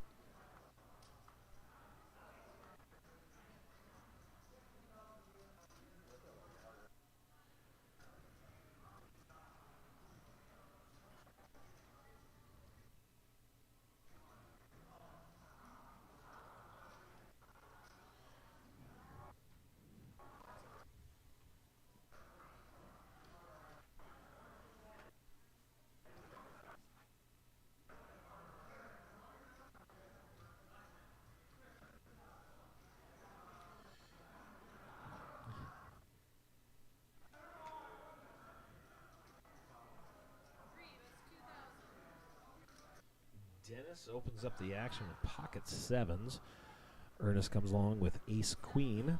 So those pocket sevens made their way to the other side of the table here. And John gets away from his ace 5. Oh, Alex with ace jack probably calls here. Yep. All right, so this interesting flop here. Dennis with a lot of overs that can come out, but not in this situation. I think Dennis has to bet about 3,500 here. He bet pre-flop, but ace jack might lead at this. Yep. And big, 7,000. Bets the pot. So Dennis is sitting here. Oh, I got another person back in the booth here. Dennis lets the sevens go. That's going to scream most of your chips there. Sevens to a 7,000 chip raise. I'm back, Corey. Hey, how's it going? Oh, just dealing a little bombot. How was the action in that anyway? Interesting. We'll just say interesting. Are people drinking at all? There's a few that have had a couple, yes. Yeah. Yeah. I think there was a few that had a couple at 10 o'clock this morning, to be honest. We got refreshing. Yeah, I think, again, maybe Eric can chime in here if we're on Wi-Fi, if we're hardwired, but it seems to be particularly glitchy tonight. I don't know if we'll find out throughout the night if it gets better, but we maybe shouldn't have given out the password for the Wi-Fi so often, maybe, if that was the case. I don't know if that has anything to do with it or not. That would seem possible, but nobody asked me tech questions, so I'm not going to speak with any authority. I'm not that Eric, so I'm pretty much an idiot when it comes to tech, so I tend to give my phone to my 9-year-old, let him figure it out. All right, so King Queen got out of the way here. I didn't catch who had King Queen, but Ben, who hasn't been raising hardly any at all of a sudden comes up here and raises with King 10. And Dennis decides to call with ace 4 off, which is unlike Dennis too. So I don't know what's going on in the spot, actually. Yeah. Dennis did request that I point out that he wore a hat today so we wouldn't get the glare that we had last night. Dennis hits his ace. Ben does have a gut shot. That's a good card for Dennis, or to him it's a good card. Obviously, we knew he was ahead, but now he has aces and deuces with the jack, so now he's only really worried about ace queen or ace king. Well, I guess ace jack too, but seemed unlikely with checking to you twice that someone would have that. So.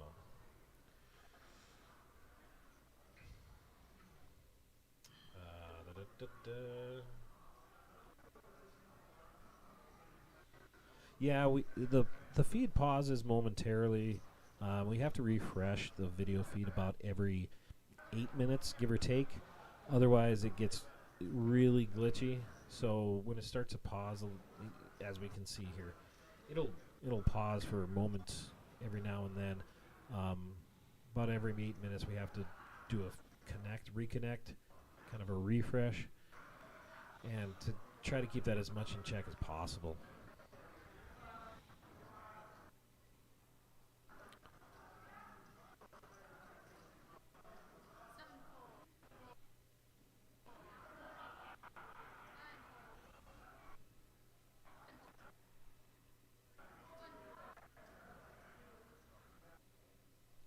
Yeah, the pausing is on our end, just so you know.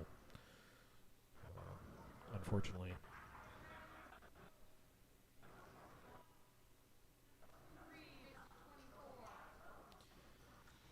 Dennis raising again.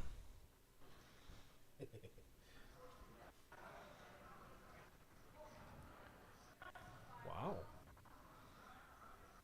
Had to look over there to see if we had cards dealt out. 3 deuce getting a little frisky here. Of the two people who don't play very many pots, period. I don't know what's going on here all of a sudden. We have both Ben and Dennis in a pot, and now Dennis and Ernest in a pot, and we can't see what's on the flop. There's something on the flop right now. Appears to be some level of face card, I thought. There we go. King, Couple king. kings with a 6. Well, that worked for Ernest. That's where table image does a lot for you in this game. He hasn't played a lot of hands at all, and he's obviously playing. He knows he's playing against a tight player as well. And you have that ability. It doesn't technically, it really doesn't matter what your cards are. You have that ability to win those hands.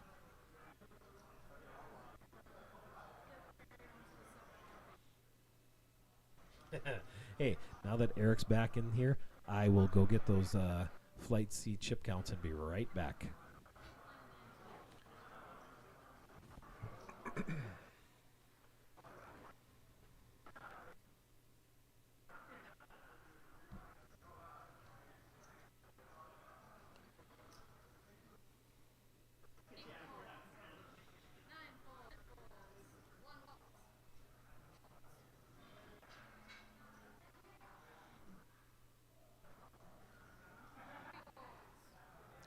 Emily limps in with ace 10. Ernest completes. Nathan, your chip leader, is going to wake up with pocket 10s and raise.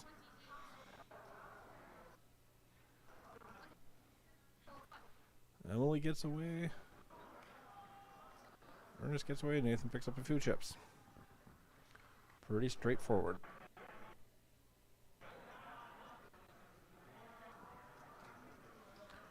Try this connect thing again, see if it takes care of it. I doubt it at this point. It shouldn't have been that fast, but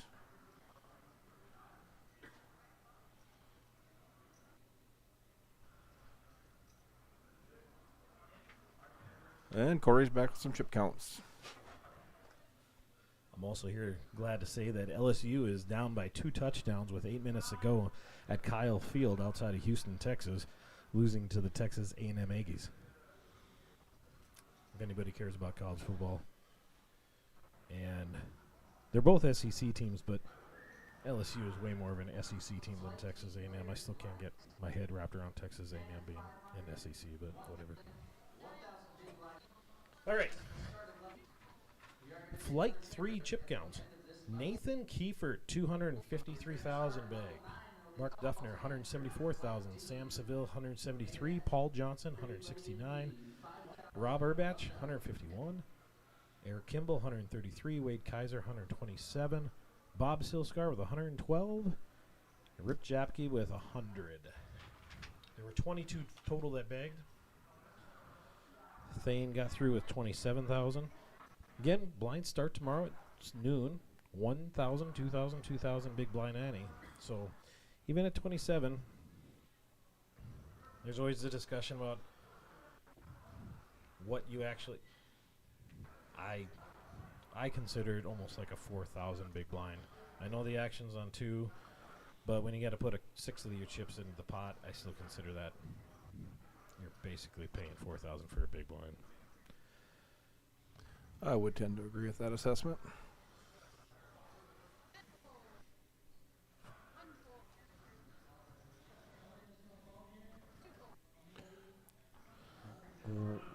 All right, Brandon, what did you say nope to?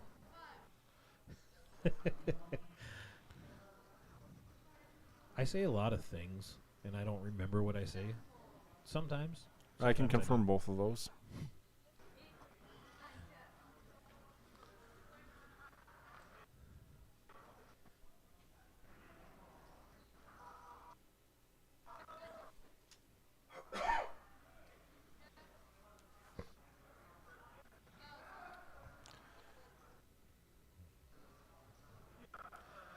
John staying aggressive. Oh, college football. No one cares. Well, you aren't betting enough on college football, Brandon, if you don't care.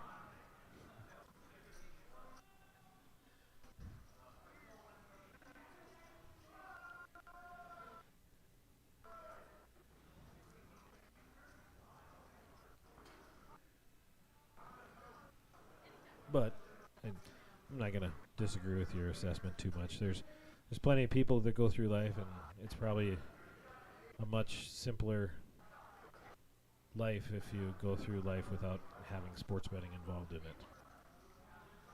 it. And I see that I don't do well at the books, yes.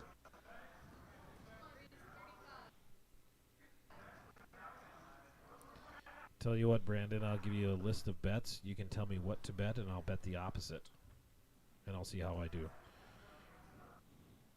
All right, Emily raised to 35. Got a call from Alex with pocket 8s here.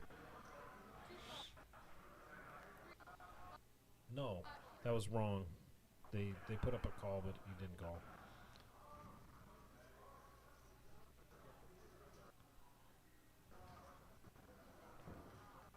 We're now at 5, 1 and 1 now too, as well.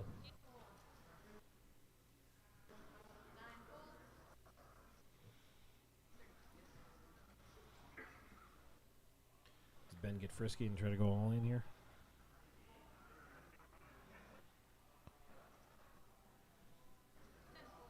Nope. Oh, great. We got spam on the feed. I don't know how to get rid of that.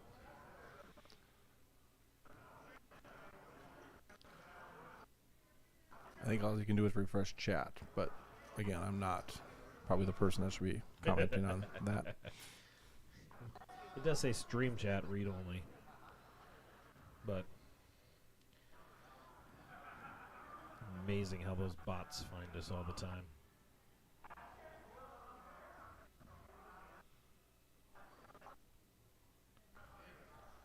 Might as well reconnect while we're.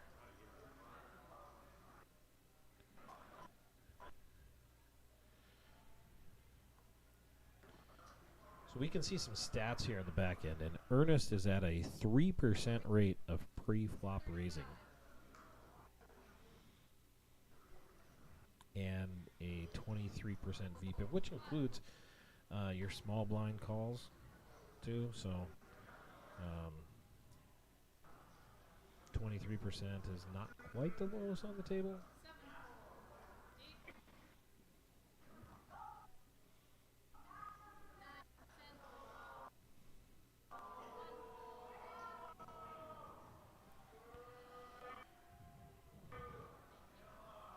So I was out there, and we had 7 tables still for the bomb pot. That's a very, very good number. My guess would be that that thing is going to get about 150 entries. 125 to 150 entries. So a nice $10,000 prize pool for a 7 o'clock tournament. And we do have another last chance tournament tomorrow at 2, I believe. 1:30, I want to say, but 1:30? you'd get in at 2 still, so Yeah. we can go with 2. Yeah, by that time, we probably will have 9 tables coming back for this main tournament. Maybe 8, but 9 or 8. And that second chance tournament in years past, we've got somewhere in the neighborhood of 40 to 50 players. It's a freeze out with just for 220 this year. Does Ben have to jam here? You know, you only have 13,000. You're putting 2,000 in the big blind? I personally, I don't mind a race here. Yep, that's he just raised. You know, and it took down the pot anyway. A lot of people, you know, think you have to shove in a weird way. In a weird way. No, you can't do it all the time, and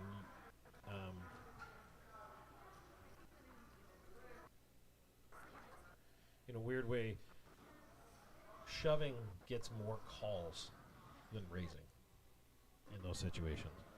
I've never totally understood it, and it's really odd when someone limps and then calls in all-in shove for, in this case, would it be 12 or 13 big blinds?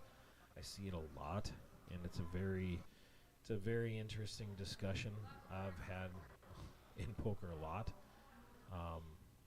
Why people limp call big raises. I mean, if your hand was that good, should you not have raised in the first place? To find out more information? Yeah, but Corey, you got to remember, some of us aren't very good at raising. Wait. I kind of find this hard to believe with you, Eric. That raise button, sometimes, I mean, it's, I Does don't it know. get stuck?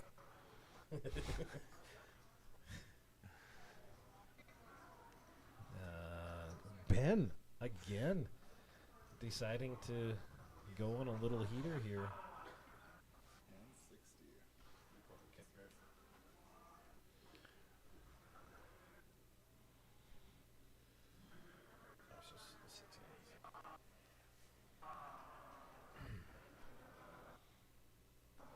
It's also cold back here.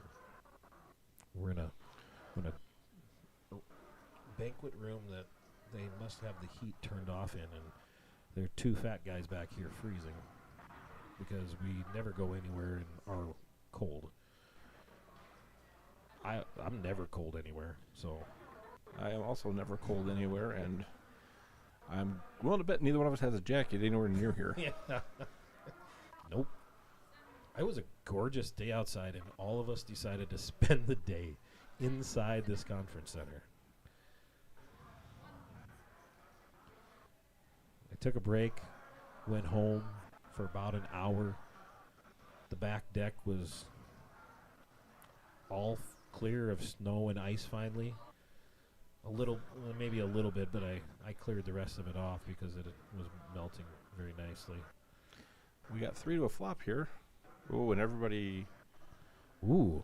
well, not everybody, No, but not Ernest, but Alex and Dennis.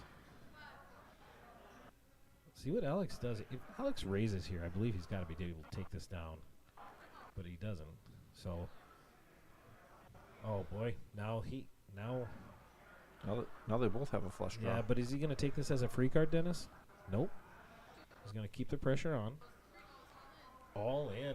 That's For a fair amount 20. of pressure. That's a perfect time to do that because it's only one card for Alex, and he's Yeah. got to give that up. I don't see how he can call that.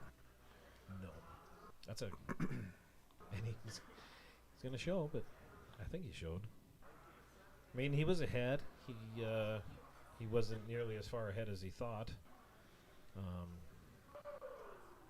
would have been, yeah, I think he had 15 outs. Oh, yeah, Brandon's, you're not fat? Yeah, we know. Thanks for reminding us.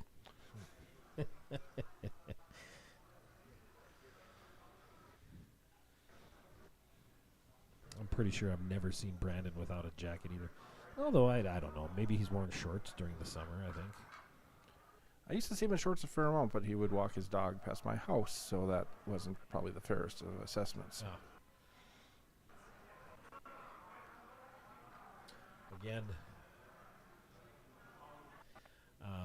Again, Brandon, I believe, I didn't give all the, I should have just grabbed all the chip leaders, but I believe he got through flight 2 last night, second in chips to Todd Egerdahl, and I believe those two are the chip leaders in the entire tournament. Oh, he didn't spend this nice day inside. Very good choice, Brandon. Very good choice. No, just leave it up to us. Going now. Look at this hand: ace 10, ace 10, ace king. Can we get the last ace? No. Emily does have the backdoor club, but is she gonna?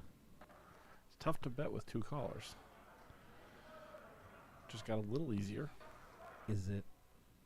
Do you find it tough to bet when you get two callers? Somebody said that once. Oh, someone decided to get a little frisky. Bet half the pot and it took it down. Great bet by Ernest there.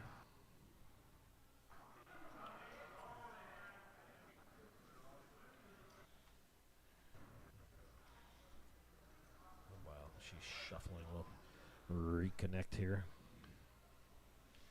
Might as well use the opportunity.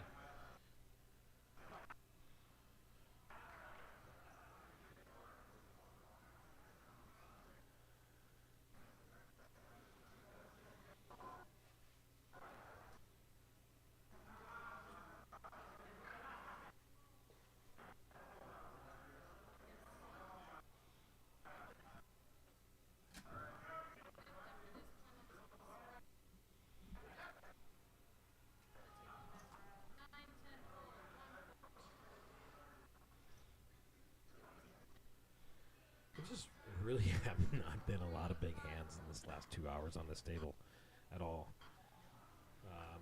Had that one where it was early on with nines versus queens. We have That's a decent flop for Nathan. Oh my! Yeah, Nathan, this is his 6th pocket pair that he's had.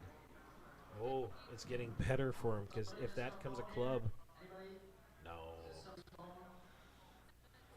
Tim has no idea how lucky he is to miss that flush. Yeah. Just think, that could have come the 9 of clubs and got him involved. And then he could have hit like the 7 of diamonds and think he backdoored a straight draw. That would have been awesome for the action, not for Tim. Sorry, Tim. And anybody who knows Tim. I'm not rooting against or for anybody. We just need something to talk about. I mean, if someone wants to bring us food, I think we've already established that I like food.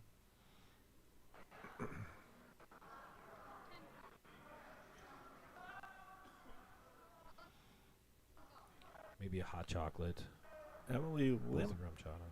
Emilie limps, and Alex wakes up with queens, and he's been fairly aggressive comparatively, has he not? Yeah, Alex has been much higher scale on his raises than most others. Not high enough to get a call out of King 10, however. Yeah. It's a little bit hard to catch Emily too far out of line. Yeah, you missed a lot of the hands earlier. She had queens, and I can't remember. There was another hand, but she was just calling, and she was betting small, even when she did have things. And yeah, she's a solid player for sure. Tough to get chips out of.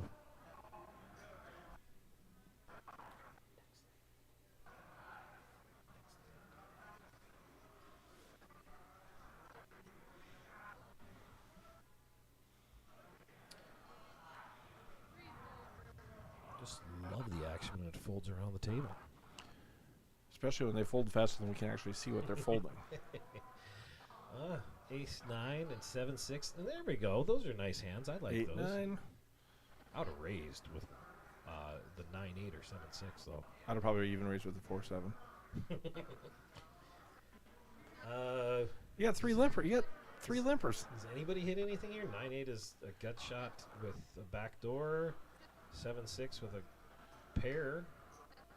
Yeah, he's the one who's going to bet. I mean, it folds you on the button. Why wouldn't you? Check C on the button. Yeah. If it folds yeah. you on the button, you don't have to. You don't have to Yeah, bet. I guess you're right.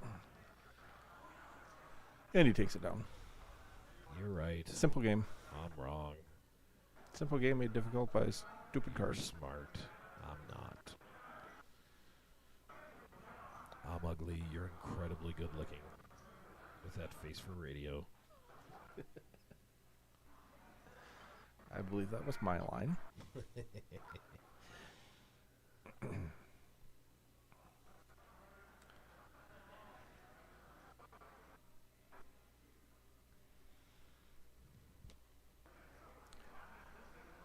Fortunately, the person that I referred to that way did not take offense.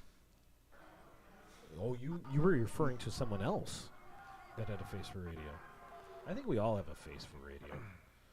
I mean, I don't think we'd be in this business if we had a face that wasn't for radio.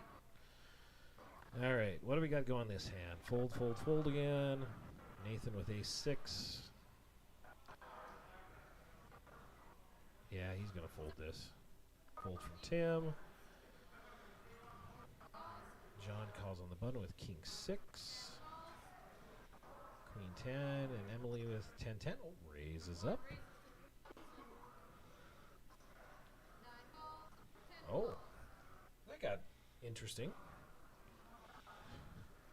Ben and John both got a little frisky at the same time. Well, that's a good flop for Emily with a pair of 10s. Not horrible for John. Oh, yeah, open-ended. You're right. Ben folds. 7. 6,000. Emily only has 18,000 behind here. Does John want to put her to test for the rest of her chips?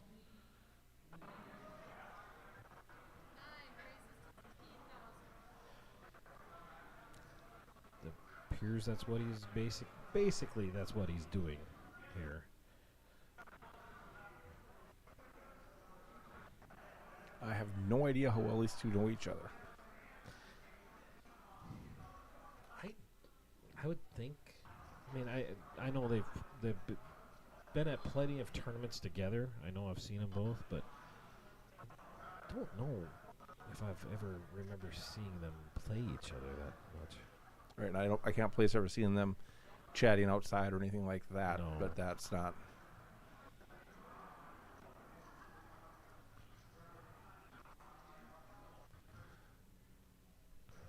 Did she just ask if he had pocket 10s? I can't read their lips. It's almost like.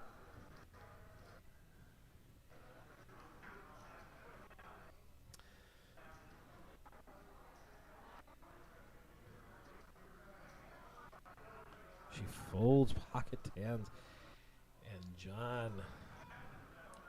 It's a semi bluff. You know, obviously, he has 11 outs on the river, so 27% ish, something like that. 20. It's at least 25, I guess. But I mean, that was obviously a good bet. Put her to decision for all her chips. Picked the right time to do that.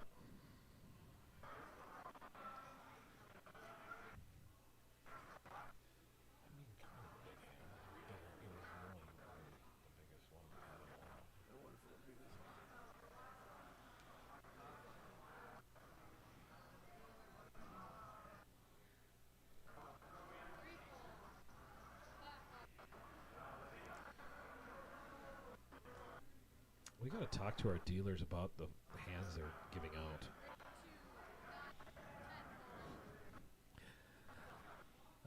Ace 6 raises. Ben folds that ace 9. He's had ace 9, ace 8 like 4 or 5 times, and is completely uninterested in playing it. Brandon said easy call there by should have been an easy call by Emily. Yeah, I mean the last 2 were 12,000. And what was there? There was 22,000 in the pot. It was 2-1 on her money with an overpair. I mean, even if it's a hell of a draw for someone, I think you. I mean, it's easy on this side to say that you should have called, I guess, there, but.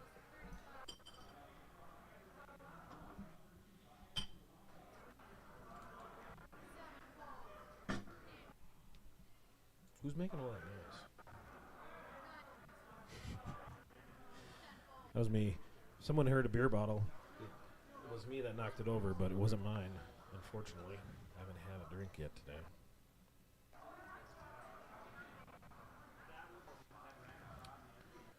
Pocket eights, raise under the gun and take it down.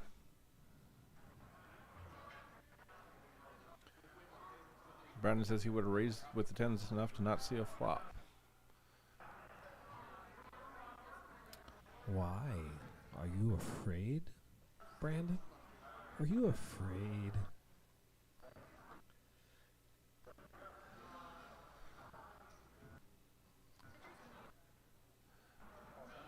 We were discussing that when I was dealing the bomb pot. What percentage of the flops should be paired? Because I was dealing about 85 to 90% of them were a paired flop.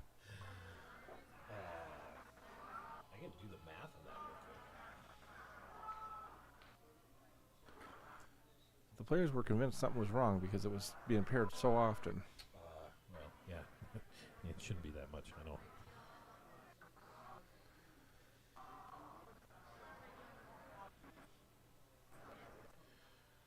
My math is escaping my head right now.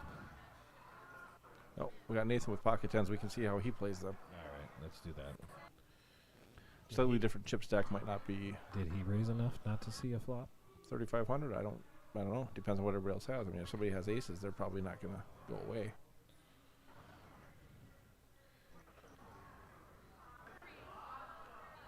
I mean, Dennis doesn't call with the king 5, so that doesn't Yeah. tell you much of anything. No. See? Jam. Yeah, just jam all 111 big blinds in there.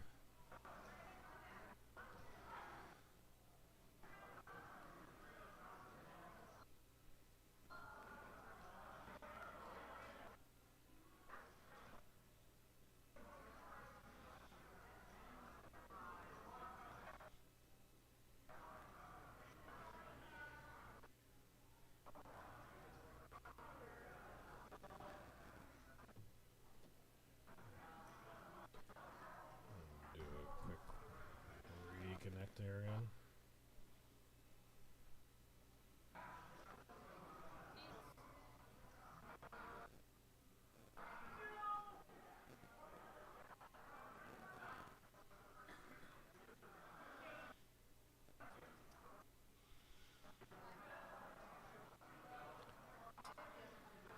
According to my basic rudimentary math, it's about 17% probability of having a paired flop. Yeah, we were, significantly over that for quite a while. If someone in the chat wants to correct me, by all means go ahead. Like I said, it was rudimentary math. I know just enough to be dangerous. Don't put me in charge of building rockets or anything that goes fast. As long as I'm not driving, I guess I don't really care.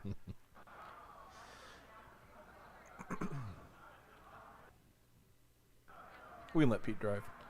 Yeah, that's a good idea. Yeah, probably. Maybe put a couple extra airbags in it, just to say we tried.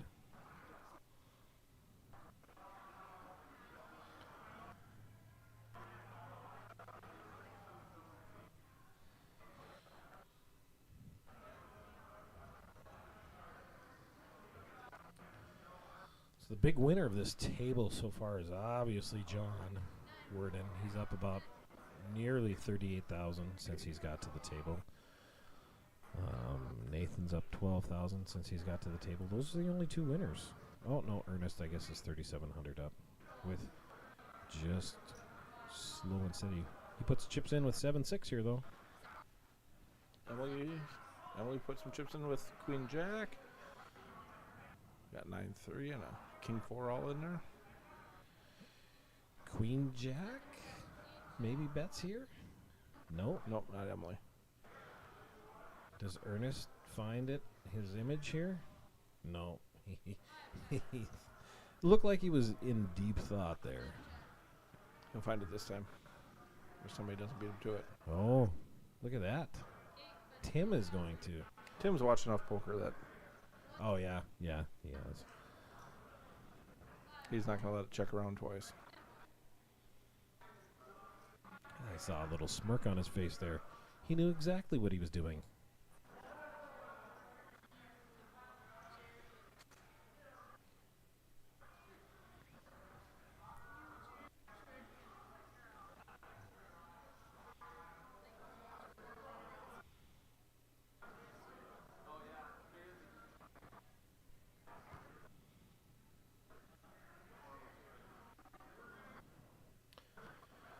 So they're probably about to go on break.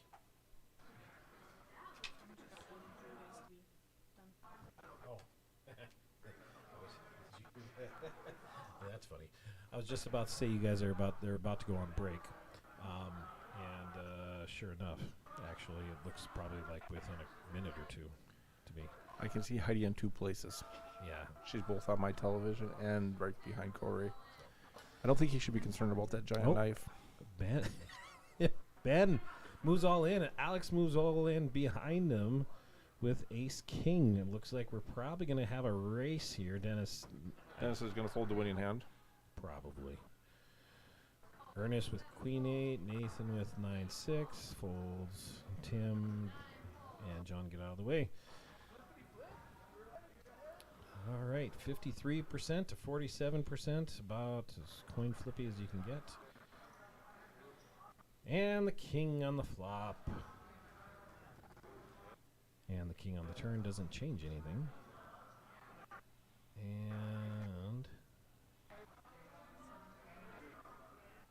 And 7 of diamonds, as I'm being told, was on the river. Ben goes down to Alex's trips.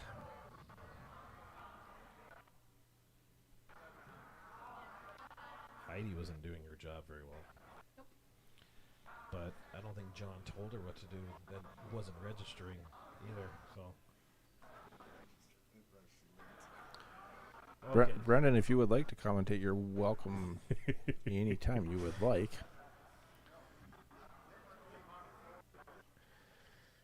Corey, do you want to go through that analysis, or should I? But they're gonna. No,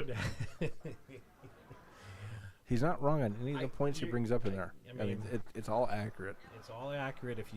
If you want to play your hands that way and play them different, then people will probably know what you actually hold. I don't think you play that way though, Brandon. I might be wrong. You're a pretty good player. People can't predict what you do very well. I believe he sometimes plays them that way. Yeah, you might, yeah. All right, Ernest is going to find a pre-flop raise here. He does. Says he's not talking about himself. You're not afraid to play pre or post flop. Wow, I couldn't get those words out very well.